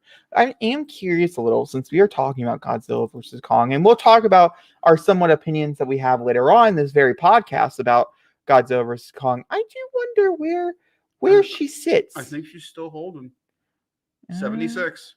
Wait, where'd you see that? Up top. Keep going. Right there, 75. 75. It was a certified fresh. It's still certified. Yeah. 92%. Actually, I think that went up higher than it was when initial reviews came out, which is really good. A lot of people thought it was going to drop. So I think everybody's just kind of happy that we have a movie that's doing really well. It's just it's quality fun. Yeah, I mean, if you're reviewing it just based on its fun factor, that's a solid. If you're reviewing it based on its logic, good luck with that. Yeah, no, this would be a very rotten tomato. but hey, once again, I think everybody's just kind of really in love with the fact that we're having a movie make as much money as it deserves. As it does. All right. Moving on. I mean, Warner Brothers is going win after win after win after win after win. Well, we'll see how Jerry did well for them. It was a win. No, we'll see how Mortal Kombat does. That's his next challenge out. Is Mortal Kombat? I think Mortal Kombat's going to do just fine. I don't know what their main movie is. Their main movie is my movie. Those Who Wish Me Dead. Never mind. That's Angelina Jolie's comeback movie. which makes Do sense. you think I'll do well in theaters or no? If the action's good enough, yeah. But to be honest with you, I don't think this would have been much more of a solid PVOD movie for sure. But Angelina Jolie deserves to be able to have a chance to go out with the fighting. Yeah, so she wants to. You paid for her, put her out there, see how well She'll she's be the doing. first female action star post-pandemic to have a movie in theater. Yeah, that's kind of cool on her part. It is kind of cool on her part. It doesn't really look like so long. That's really cool to know that she's bringing back the. It's not really heavy in the action. It looks like it's much more like a suspense thriller, which I'm all for. Depending on the twists and how enjoyable the movie is, will determine on the rewatchability of it. It could be very formulaic, and you're just like, oh, I don't want to rewatch that because it was so. But it could be ultra satisfying in the end, where you're like, I want to watch that again. You know after you're reading the book whether or not you're going to enjoy how the story goes. Well, they could change it. Yeah. Like, for instance, I'm reading All Cease to Appear, and I really hope that movie is completely different from The Man Cypher I'm watching at the end of the month. All right. Paramount moved a whole bunch of shit. Yeah, they did. And then we're going to talk about Netflix. Netflix has 2 stories, and so I figured we'd just hit them back to back. So I sent this story to Jacob. You did. A bunch of stuff got moved around, but the one I'm excited about that got moved up is our good old friend Snake Eyes. It's now coming out in July. Yeah, I saw that. I'm so happy. So I'm going to run through some movies. We're going to talk about if we have any opinions and based on stuff like that on them. So, for instance, Top Gun Maverick has moved from July 2nd all the way to November 19th. I really think this is a bad move. It fits so much better with the July timeline. Like, we now know why it moved. It didn't want to deal with Black Widow. Yeah, for sure. It's the only reason why it moved. For sure. It didn't give itself a best date either. No. There's a lot of movies that's coming out, but that's the choice that they made. Mission Impossible 7 got moved. That's sad. Was originally supposed to release on May 27th, or is now scheduled to release on July 7th. Jesus Christ. I'm sorry. I'm looking at multiple dates right now. And then Mission Impossible 8 has been moved to November 2022 to July 7th, 2023. We do know that they're no longer filming back to back because of complications going on set, which you can hear the videos of freely on the internet if you want. Whether or not you agree with them, they're funny as hell to listen to. They're very interesting. And so that's not shocking that it got moved. I would say that's the one. This one shocked me. After everything that's been announced for it. Dungeons and Dragons also has been pushed from May of 2022, which it got moved because of Mission Impossible 7 to March 3rd, 2023. Yes, we're slating 2023 movies now.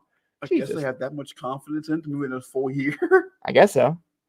Star Trek, the next Star Trek film, which I don't watch Star Trek. I don't watch the TV shows, but with the quality of the television shows, why are they making movies still? They don't need to. There's no point. I was watching whatever. Thank you.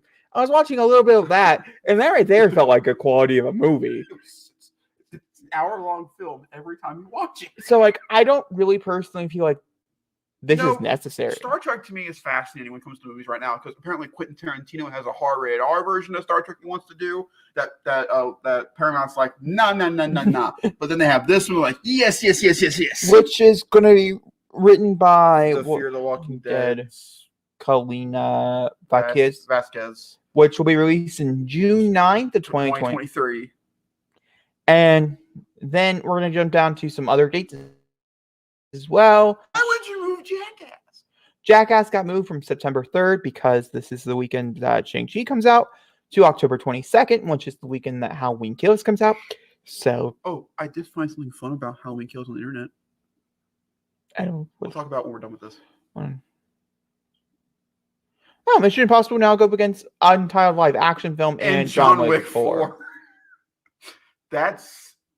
Was a choice. Okay. Snake Eyes has moved from October 21st, 2021 to July 23rd, which gives us an actual date of this year. Also, that means a trailer has to be coming. Because Hasbro Pulse had their fan fest this weekend, and they revealed all the Snake Eye figures for Hasbro. So we know something's coming because they reveal what Snake Eyes looks like, what Baroness looks like. So we know. I'm just happy. I'm ready to see this movie. I'm excited. Yeah. Do you want to read the rest? No, you got it. No, you got it. I was reading them. You were. You were reading them. Oh, you read it. No, you read it. No, you read it. No, Zachary, I have the footage. You read it. Continue. The Untitled Bees biopic moving up to November 4th. The Shrinking of Treehorn moving to November 10th, 2023. And the Untitled Ryan Reynolds and John Krasinski movie pushed back to November 17th, 2023. What the heck is that project? To be honest with you, it was a movie I didn't know I needed until I heard it was announced. And then I'm like, damn, really? November of 2023? That sucks. But either way. Anyway, the entire opening of Halloween Kills is online. It got leaked? The entire opening scene. It got leaked? Yes. Dang, that didn't even pop up on my radar. That didn't even pop up on my radar. Yeah. That must mean it's neither good. Normally I only get put. I'm not going to lie to you, Jacob. Spoilers for Halloween 2018. It literally just picks up right where 2018 left off, and it's the teaser when they're in the car saying "Let them burn, let them burn," and then you see Halloween Kills logo in the pumpkin.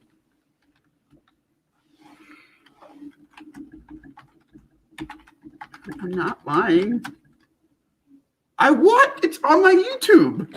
Mm-hmm.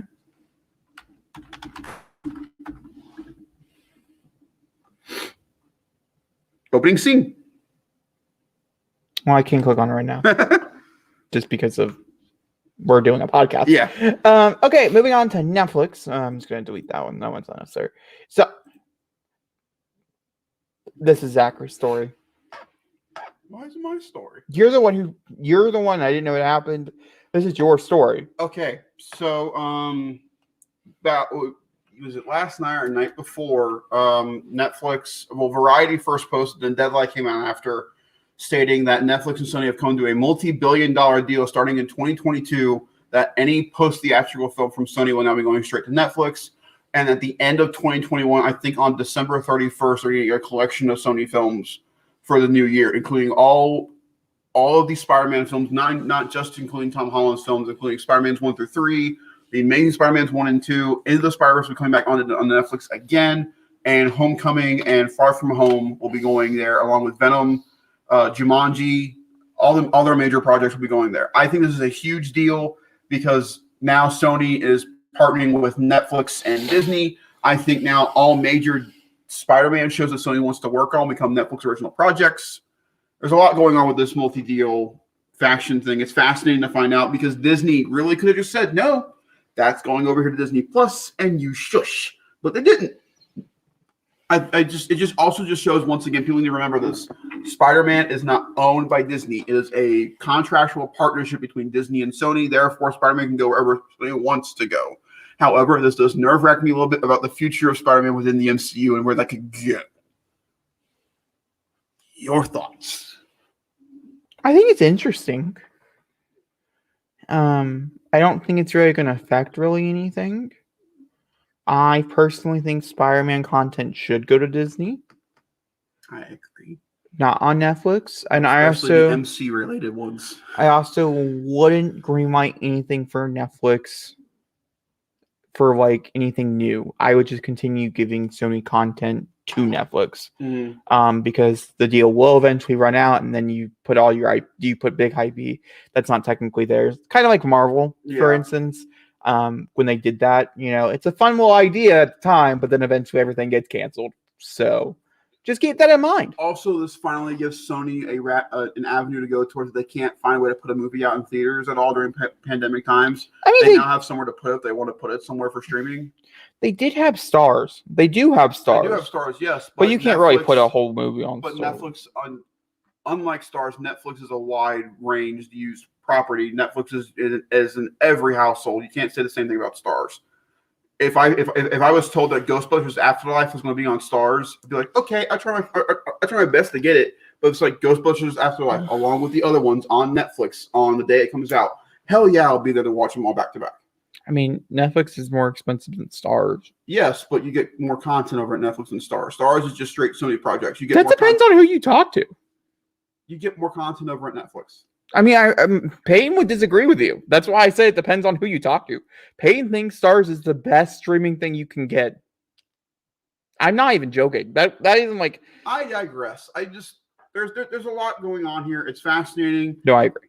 We could totally see films that we can never probably see in theaters go somewhere now And I think that's an interesting avenue that I don't really see yet. Because let's say Ghostbusters Afterlife doesn't hit its release date again, they could technically move it to a Netflix film.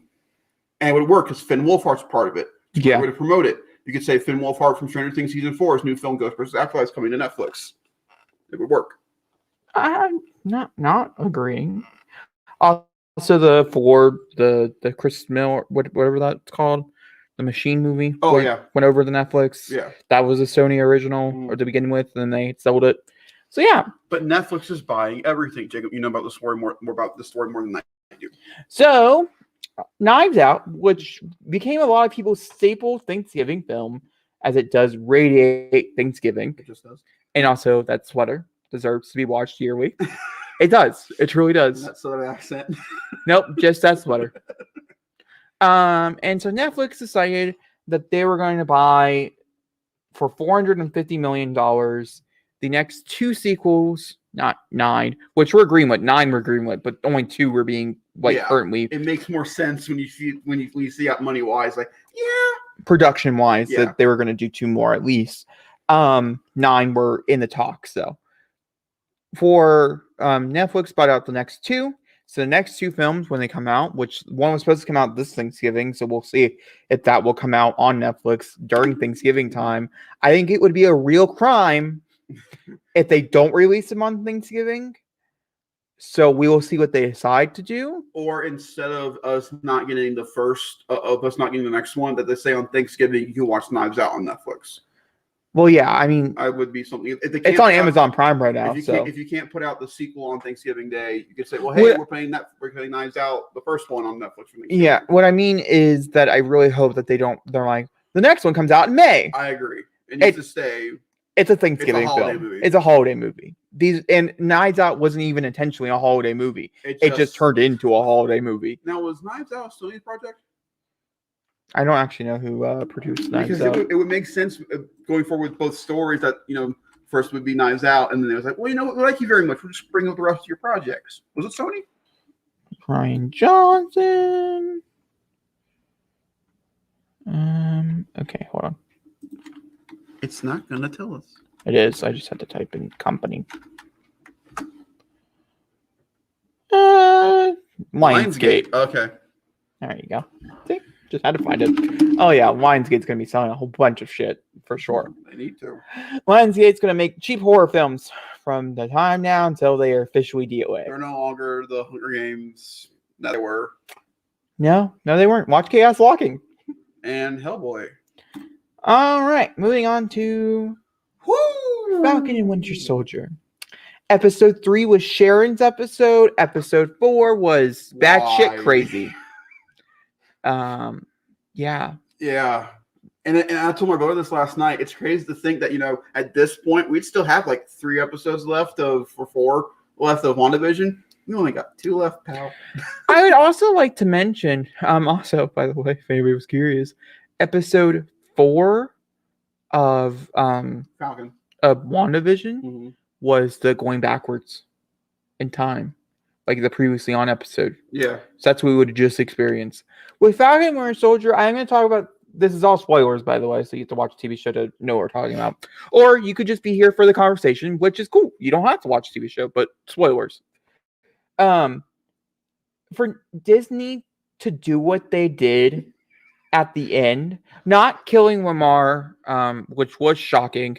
But here's the thing. I have a thing about Lamar, but we'll get to it when you're done. Okay. I do think he's dead, if that's what you're about to say. I do think he's dead. He wouldn't pan back to the guy unless something else is kept up. No, I have a feeling. I think the wind got knocked out of him. No, I have a feeling that they're like, yeah, dude, he's dead. So let's pan back to him and show him, like, yeah, he is dead. Like, they're just trying to really show us what was going through his mind at the time. It's Marvel. He's dead. Zachary, they literally murdered someone with the shield. I'm pretty sure he's dead. But the shot of the shield with the blood is so horrifyingly beautiful. It's striking. And to know that Disney put it out. I would also, no, we won't go there. I'm going to go somewhere, but I decided not to. I'm going to go.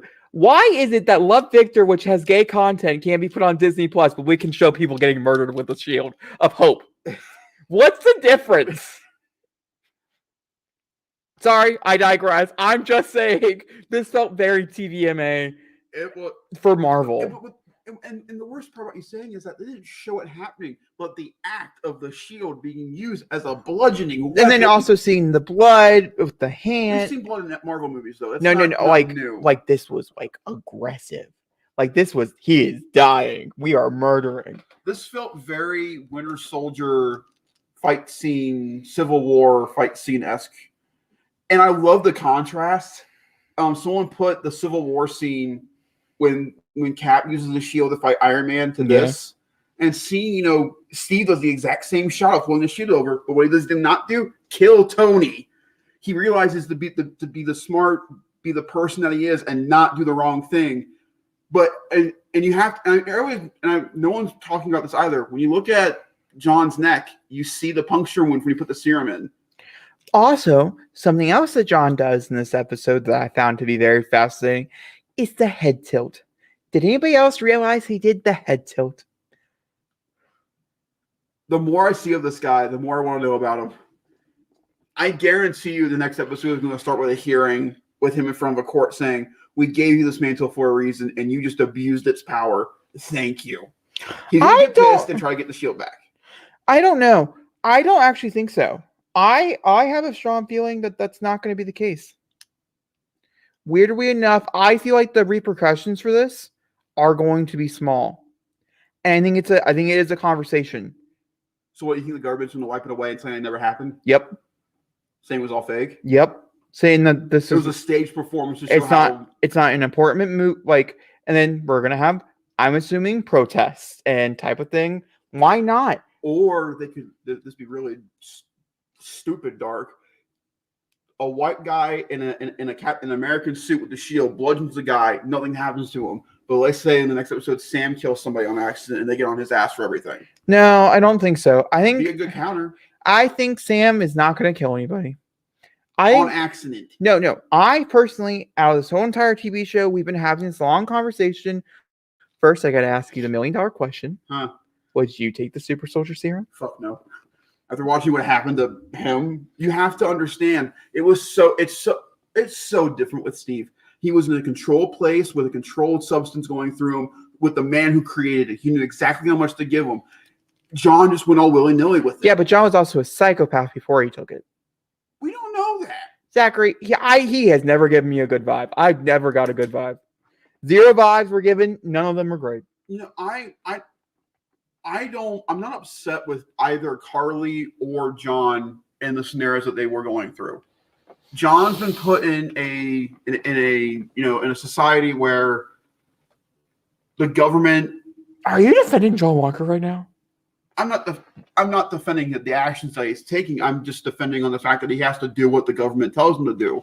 And I'm sorry. If you grab I'll let you finish. But unfortunately, it's just the name of the game right now in the time where, the GRC, who is entirely the government of the situation right now, feels though they can get away with anything and nothing will happen to them. And John's part of that. Whereas with Carly, when the show started, I was fully against the Flag Smashers. Now I'm for them. I understand what they're going through. I understand why they feel the way they do. 5 years ago, no one's there. As soon as the blip happens, they get pushed to the side. I understand that completely. Mm-hmm. And then that conversation between Lamar and John before they take the serum, when he asked him to take the serum or not. And, John was talking about, we did things in Afghanistan that we could go change it, we'd do it right now. And I'm done with the serum. Yeah, but I took that as I didn't take that as that way. I did. I didn't. I took it as I am a cocky person. No. Also, I took it as blood will equal reward. No. I did not take it as. What I liked about it was because Lamar and John's conversation is the exact opposite of what Sam and Carly's was. It was trying to get to a more, compromisable situation, how to bring it down with talking. Whereas with John, it's all about the violence. He wants, to show the world that, hey, words don't work anymore. You have to use physical acts to get your point across. And that's what he did. That's why he took the serum. He took the serum out of anger and wanted to prove a point that in the line he gives after Dormelage, kick his ass. Yeah, no. He didn't have any super soldier serum. Yeah, I feel like his little pride got a little his pride got hurt. Got real hurt. because the doorbell logic, by the way, Also, awesome. I feel like he says that partially because of the fact that they were women. You could see it in his face. No. I do. No. I feel it. He just got his ass kicked and his pride was hurt. There was nothing to do with the women. I have a feeling. Why? I just feel it. I know that person. I know a John Walker. That's exactly how the John Walker that I know, who acts a lot like that John Walker, would react. That's just pushing it too far. That's not been mentioned at all during the show. I'm just saying what I'm saying, Zachary. I don't agree with that at all. It's okay. You've said a lot of things tonight that I don't agree with, so that's okay. I say one more when we get to the commentaries. I don't know. This show continuously unevokes my expectations. I was expecting the show to be one thing, and it's the exact opposite, and I love that. It's a very different kind of show, and the Zemo stuff to me is just fascinating. The stuff they're doing with Zemo and how he, what's Zemo going to do now that he's gone? Like, what's going to happen? Yeah, what is Zemo going to do? It's not like I would know. Oh, right, I do know. Yeah, that's true. I don't know if it's something that's going to happen here or it's going to happen in other places. I don't know where that would be. Oh, right, I do know the answer to that question as well. Hey, Jake, what are your opinions and thoughts? Well, what was your opinions on thoughts of the episode beforehand? 3? Yeah, 3. We're explaining both. Like, what'd you think? I really liked the Magipore episode. So did I. I mean, you were like freaking out about literally hysterically. I was thinking about Magipore. Magipore was something crazy to think about. It's a spar where Logan holds out. We still don't know who the power broker is, and so they're adding things up now. The power broker's not going to be Wolverine, obviously. That'd be like what the fuck moment. I still think it's Sharon. I don't think so. The more and more she is around these people, the more and more I'm like, it has to be Sharon. She's walking through guards. Why? She has this evil lair. Why? She has satellites. How the fuck does she have satellites? She's a freaking. It's what it is. No, it is what it is. Get over it. It's just that one. They can give us one. They can give us a queer one. Also, speaking of different things that happened in episode 4, not episode 3. Sorry, episode 3. You're just last week. Old news. There were 5 vials missing. Out of all the ones that are destroyed, 5 are still out there. They were all injected into people. No, 8 were injected into people. There's 20 made, and then there were 14 that she had left. You would have to look at the math. We didn't see Zemo. We saw Zemo destroy them, but we didn't see where Zemo went afterwards. What I mean, that's not what I mean. Like when she opens up the packet or whatever, there's 5 missing from the one she took that she did not give to other people. Like if you do the math, there's actually like 5 that are not in play right now. Okay. So obviously the question would be, where are they? Obviously. I don't think that's the concern right now. I think it's a concern. That's 5 super soldiers running around. Could be. I do have a theory, but I'm not playing that game. I don't want to know any of your theories because it was talking about Zemo. Zemo's the only thing I know spoiler for. Oh, get over yourself, Larry. So, Jacob, what have you been watching? Oh, hold on. I'm not. Episode 4 I really liked. I really, really enjoyed it. I liked the messages of the episode. I really liked the conversation between Carly and Sam. I really liked the action sequences. Dora Milaje was beautiful. So cool. Enjoying it quite a bit. The fucking opening of this episode. Holy shit. My only thing that took me out of the episode, it's okay. Get over it. Not everything's perfect, Zach. I know. So don't. Because not everything's perfect. I know. And I would say the only thing that I'm noticing about this that I did not notice with WandaVision, and so we'll see, but I don't think it's going to be the same thing with Loki either, to be honest with you, and that is the fact that the locations that they're using, not the places they're going, but the actual locations that they're visiting, all look the same. There wasn't a unique location, which makes it just stand out from since I like to study this stuff, it was a cheap choice, is all I mean. And so, you didn't think Magipore was unique? No, but not Magipore. Magipore was unique. Now I'm not talking about that. I'm talking about the places they went in Magipore, like the random warehouses and stuff. Yeah. Yeah, I've seen 1,000 of those so far in the series, and that's what I mean. I mean, they could be doing a little bit more to elevate where they're going. Even like Zemo's like hideouts that he likes to have, which is just fucking hilarious. They all seem very similar, and they also don't seem as rich as he makes himself out to be, which is very funny commentary on Zemo. But like, I don't think that's what the TV show is like trying to do. But boy, your boy had a great opening to the episode. Talk about it. So also, Wakanda was used. Sebastian Stan did a phenomenal acting job. Like Oscar worthy of it. So good. It was a phenomenal acting job. He says you're free. I could feel it. Phenomenal. I do find it really funny that it happened out in the middle of the wilderness. I think it makes sense what they were doing. So I mean, I completely get it. But I would love to see a little bit more of Wakanda. You have to remember, he was outside of Wakanda. He wasn't in the city. He was being no. farms. What? They weren't even in the farms. They were straight out in like, let's go to the woods. Well, maybe they wanted some place. No. I said it made sense, Zachary. I'm just stop. Yeah, stop. You're just mad because I'm critiquing. You're critiquing very small things. Yeah, that's what happens when the show's that good. Is that you critique the small things. Every show can improve, and that's all I'm saying. That's it. I agree. Okay. I don't know. Also, the costumes, like this was the first episode that I realized Battlestar's wearing like a security vest, and I was like, that is a choice. I think the costume, but I think that was very important and to the point. And so it was more like a wow. I didn't realize that. Also, the shot of behind John and Sam, they walk in together, and all I see is the back of John's suit. I'm like, oh my god, it's Captain America and Falcon walking into their material place again. But then the turns around to Mr. Up guy. I'm like, darn. For episode 3, I really liked the fight choreography. I was a very big fan of Sharon. Sharon was a badass. I miss. But Zemo. Zemo was the problem. For me, yeah. For that episode, I would say was the problem. Now that I'm over it, I'm fine. Like it's not a problem. But when I watched it initially, that was fine. Obviously, it caused a whole movement.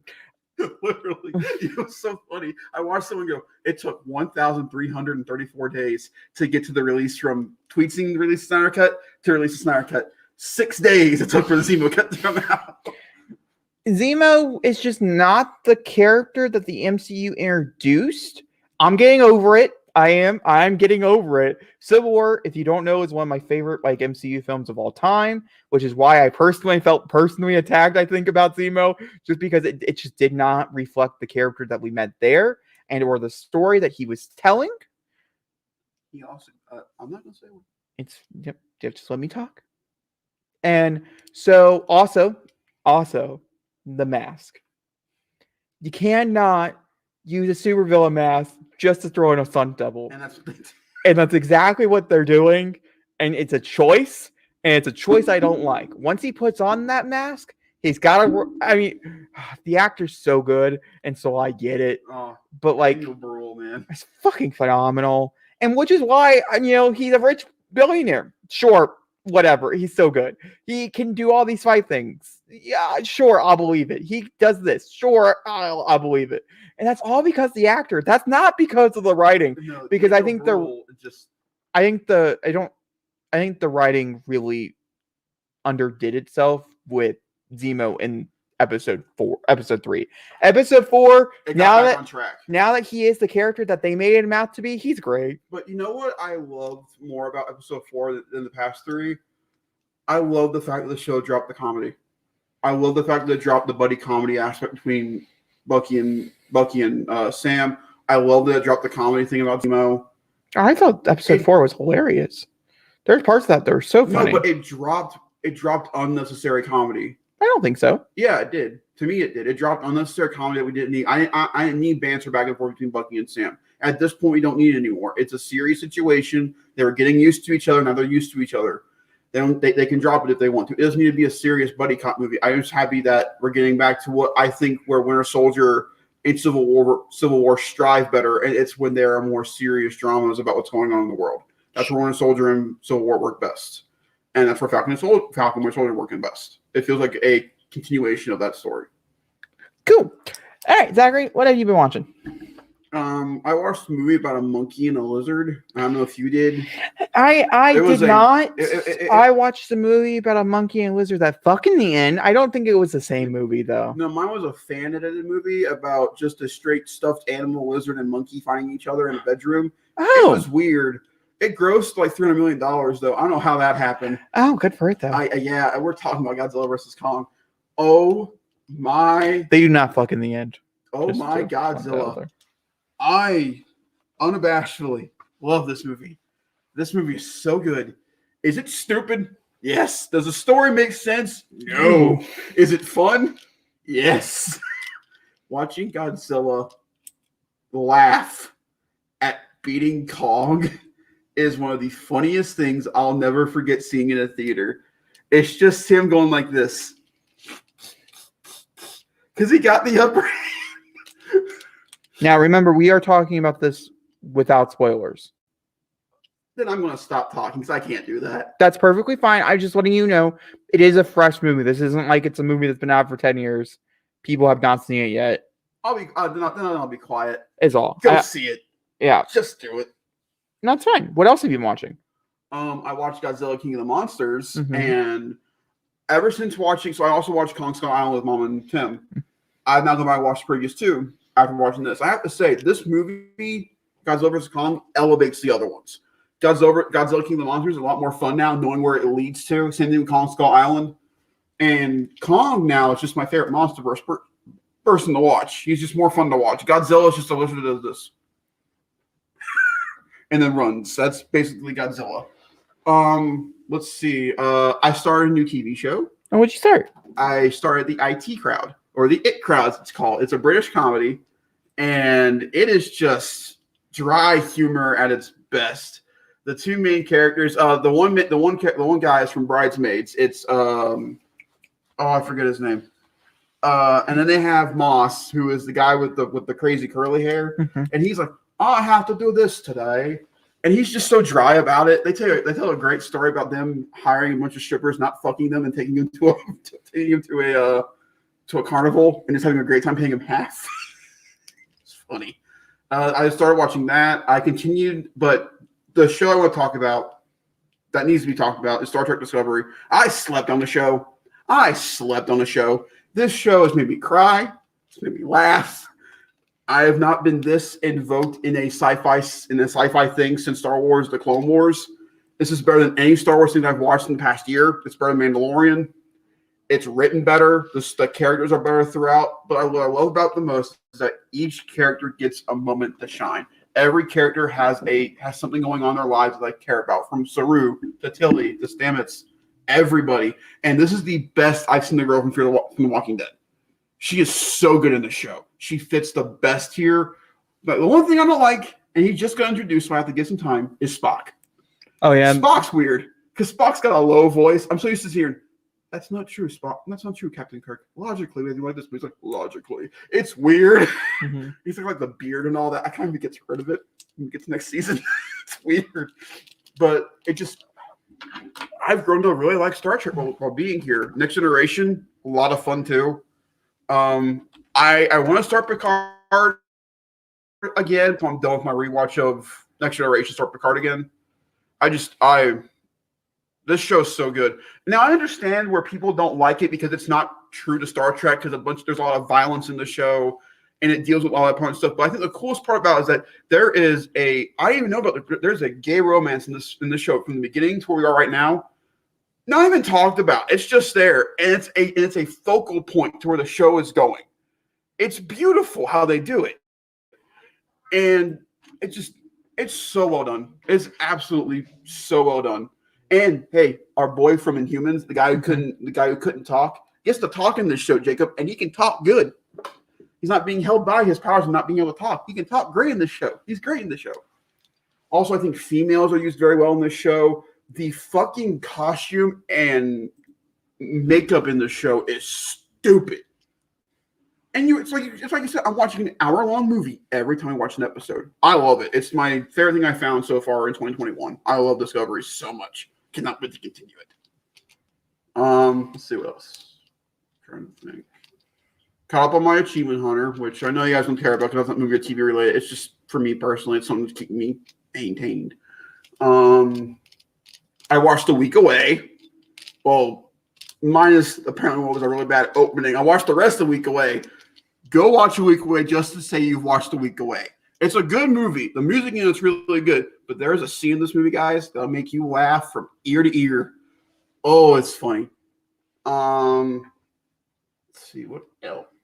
I think that's it. Cool. Oh, and I also watched Castle in the Sky. I loved it. Loved it a lot. It was really, really good. Great voice cast. You missed one.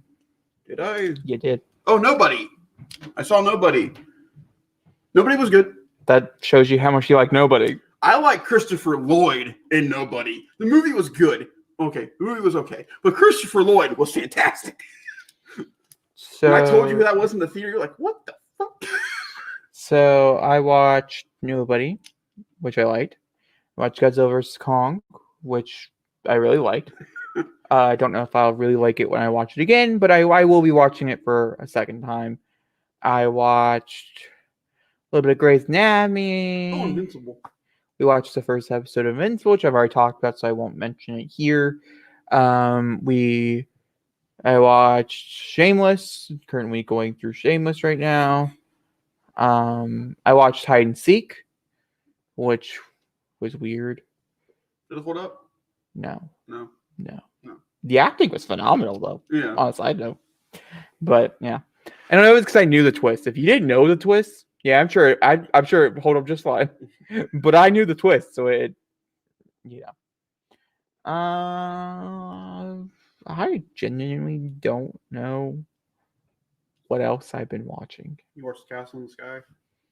I didn't really pay attention to that though, so I don't really have a The valid. animation in that movie was beautiful. It's also a Studio Ghibli movie, so you don't expect it to be like, meh. I didn't really. All I know is that like what I did watch of it, I didn't really like it. Which is okay. I slept through Lego Movie Part 2. Oh, I forgot I watched that too. I watched A Week Away, which ends up having much more room in my brain than I think it deserves. Mom, but can't stop singing the damn song. But it is there. It's in my brain. I think that's possibly it. I watch more than you. Yeah, I don't really watch television. Is the thing. I watched Falcon and Winter Soldier. Mm-hmm. I watched WandaVision. I did. When did you watch WandaVision? I watched the final episode again. Yeah. Yeah. Don't be ashamed. Say it loud. Say it proud. I did. I said I watched it. I was maybe proud and whatever. I think that's everything. I know I didn't watch anything else like movie wise. I'm gonna go see The Unholy this week, and then also I'm gonna go see Voyagers, I which decided not to go and see. that's fine. Most people think it's horrible, and yeah, I'm very excited to figure out why. Moral of the story: I'm seeing this. Why is it PG-13 and why is it horrible? Probably because it's PG-13. That's probably the answer. Let's see here. TV wise, did I start anything else? I feel like I started another television show. Oh, I'm watching ER. Oh, yeah, you are. And I'm loving ER. ER is great. Oh, MasterChef and Spring Baking Championship. Oh, I did watch. Maybe that's what I'm thinking is MasterChef. We had fun with MasterChef. MasterChef was fine. It was fine. Let's see here. Nope, that's all caught up. Oh, and you watch Punisher? Yeah, I talked about that though. I watched the first episode, How to Get Away with Murder. I also watched the first episode of Into the Badlands. Okay, two shows I want to ask. I've seen both pilots. What'd you think? They were fine. I already seen the pilot for How to Get Away with Murder. What'd you think of Into Badlands? It was more under the list of like what I was kind of looking for. I don't have time. But it's got you though, right? Like it's intriguing. Yeah, I just don't know if I'll go back to it or not because I just don't have time. For me, the show started out strong. It's just as seasons progressed, I kind of forgot what the show was about, and so it kind of lost its edge. Same thing with the other one that they did a couple of years ago, the Western one that I really liked from them, Hell on Wheels. Mm-hmm. Started out strong, and then it just kind of whimpered away. Yeah. I expect that sometimes now from AMC. Like, if they start out great, you'll have that one Oh! epiphany. Zachary, What? we did watch 2 other movies. Did we? Oh, yeah. We watched Justice League. Yeah, we also watched. Yeah, we watched Justice League, which was one of the worst movies I think I've ever seen. It's so bad. And then we watched The Happening, which, to be honest with you, isn't a horror. I mean, it's a pretty bad movie, but like it's more like a movie of like, why did I waste an hour? Like, there's no point. There's no point. One of the best jokes in the movie ever. Was that a joke? Oh, you had to be there to know. All right, moving on. It's also the first commentary week in Movie Bros history. We actually went backwards to You're Alive. We did, and that was that joke, which was a choice we made. Speaking of commentaries, Jacob's been wondering, you've been wondering. We're finally going to give you guys our picks for April 2021. The first one will be on Sunday, April 11th. It is my choice. And somehow took that, I guess. No, it was my choice originally, and then you took it away from me. Wasn't really so your I'm choice. taking it right back. Ladies and gentlemen, I want to keep on with the keep on. My first pick of April 2021 is Batman and Robin. Oh, no. Okay. Oh, so we're going to play this game. Oh, I didn't realize we were playing this game. I'm doing one bad and one good, like you told me to do. So All we're right. starting out with the bad. All right. We're doing Batman and Robin. All right. This makes me rethink something. And my second pick, which will be happening the last week of April, is Hell or High Water. Now are you Yes. Is that your definite one? Yep. All of the movies that we could watch together. Yeah. That's the one you want my opinion through the whole way? That's the one. Hell or High Water. You know, I'm thinking about this a little bit more. That's a bad idea. I had a backup, and here's my backup. We're going to watch The Dark Knight Rises. Also very interesting, but okay. I would much prefer to watch that. It'll be fun. I think that's a much better I'm Also surprised. It's a long ass movie. I was surprised you chose Dark Knight Rises. Because it's the one of the three I've not seen in forever. I think it'd be fun. Ooh, actually, technically, you could choose Mortal Kombat 2021. Why? It would be out.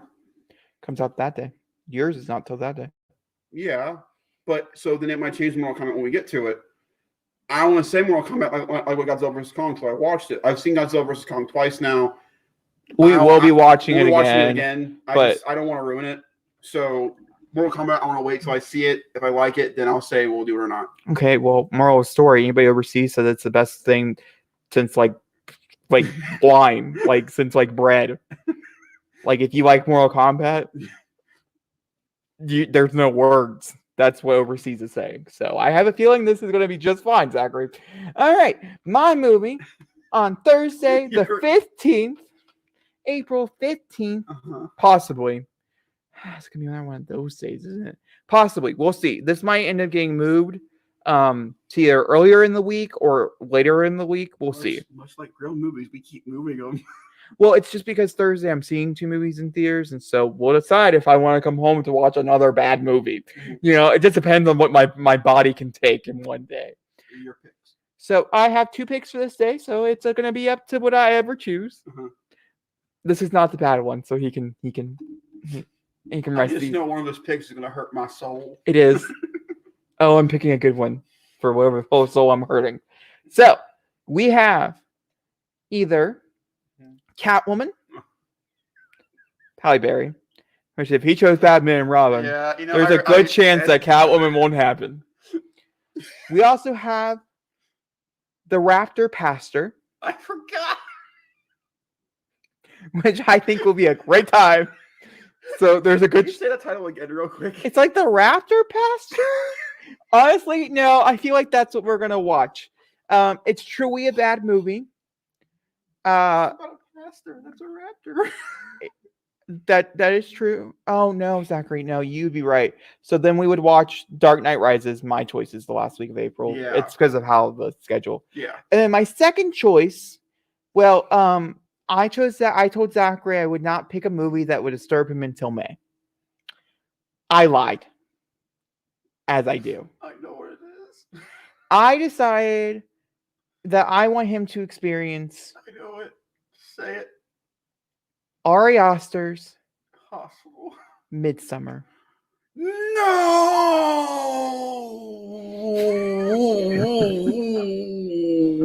Oh, I'm twitching inside. My arm. I can't move my arm, Jake. I can't move my arm. No! Oh, I thought mine were bad. I should have gone hell high water to go against you, mother. Ah! Midsummer. I'm gonna die. This is my last recording with me and Movie Bros. I'm so sorry. Here's my last one testament. Make sure the podcast lives and thrives. Oh, no. I would also like to mention It's the unrated one.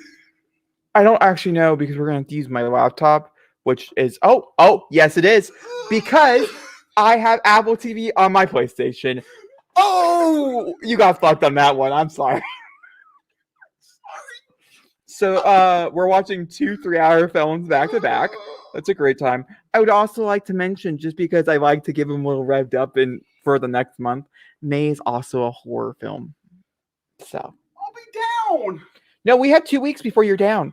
We both have a choice. You have a choice. I have a choice. Oh, then I'm going to tell you right now, my May one's Mortal Kombat. I just need something after myself to make myself bet. Oh. So yeah, I won't be able to sleep for a week. Let's see here. Midsummer extended cut. I'm pretty sure clocks in about 3 hours. I hate you. But also Midsummer, I think it's very important to know that unlike his previous one, it's more under the lines of shocking than it is scary. Now, and that goes for people who just like randomly watching horror films. How long is it? Okay. Let's see here. By the way, this is like one of my favorite films of all time. So, 172 minutes. So that's 3 hours and 2 minutes. That's as long as Endgame. Yes, but this one's going to consume disturbing realistic violence and grisly images, strong sexual content, graphic nudity, drug use, and language. I don't think Endgame had that. No. Endgame only one that's cried. But also, I feel like Zachary needs to understand why Florence Pugh is my favorite person in the whole world. And this is really the only thing I can really... Wait. Let me get this straight. This is how I'm going to learn about her before we get to Black Widow? Yes. Yes, it is. All right. Well, guys, this has been the Weekend Movie Roast podcast. I want to get out of here. As always, make sure to like, rate, subscribe, and hit the notification bell. As well as, stick around for commentaries and such when we talk about the Oscars, maybe. I don't know. Oh, shit. Fuck. Yeah. Oh, no. We haven't done the Oscars. Sorry, people. We'll get around. We'll probably just cover the winners. Yeah, bye. It's been a little too long. Do you have a song? No. What about ow, ow, ow, ow, ow, ow? Here, here's my tears. Oh.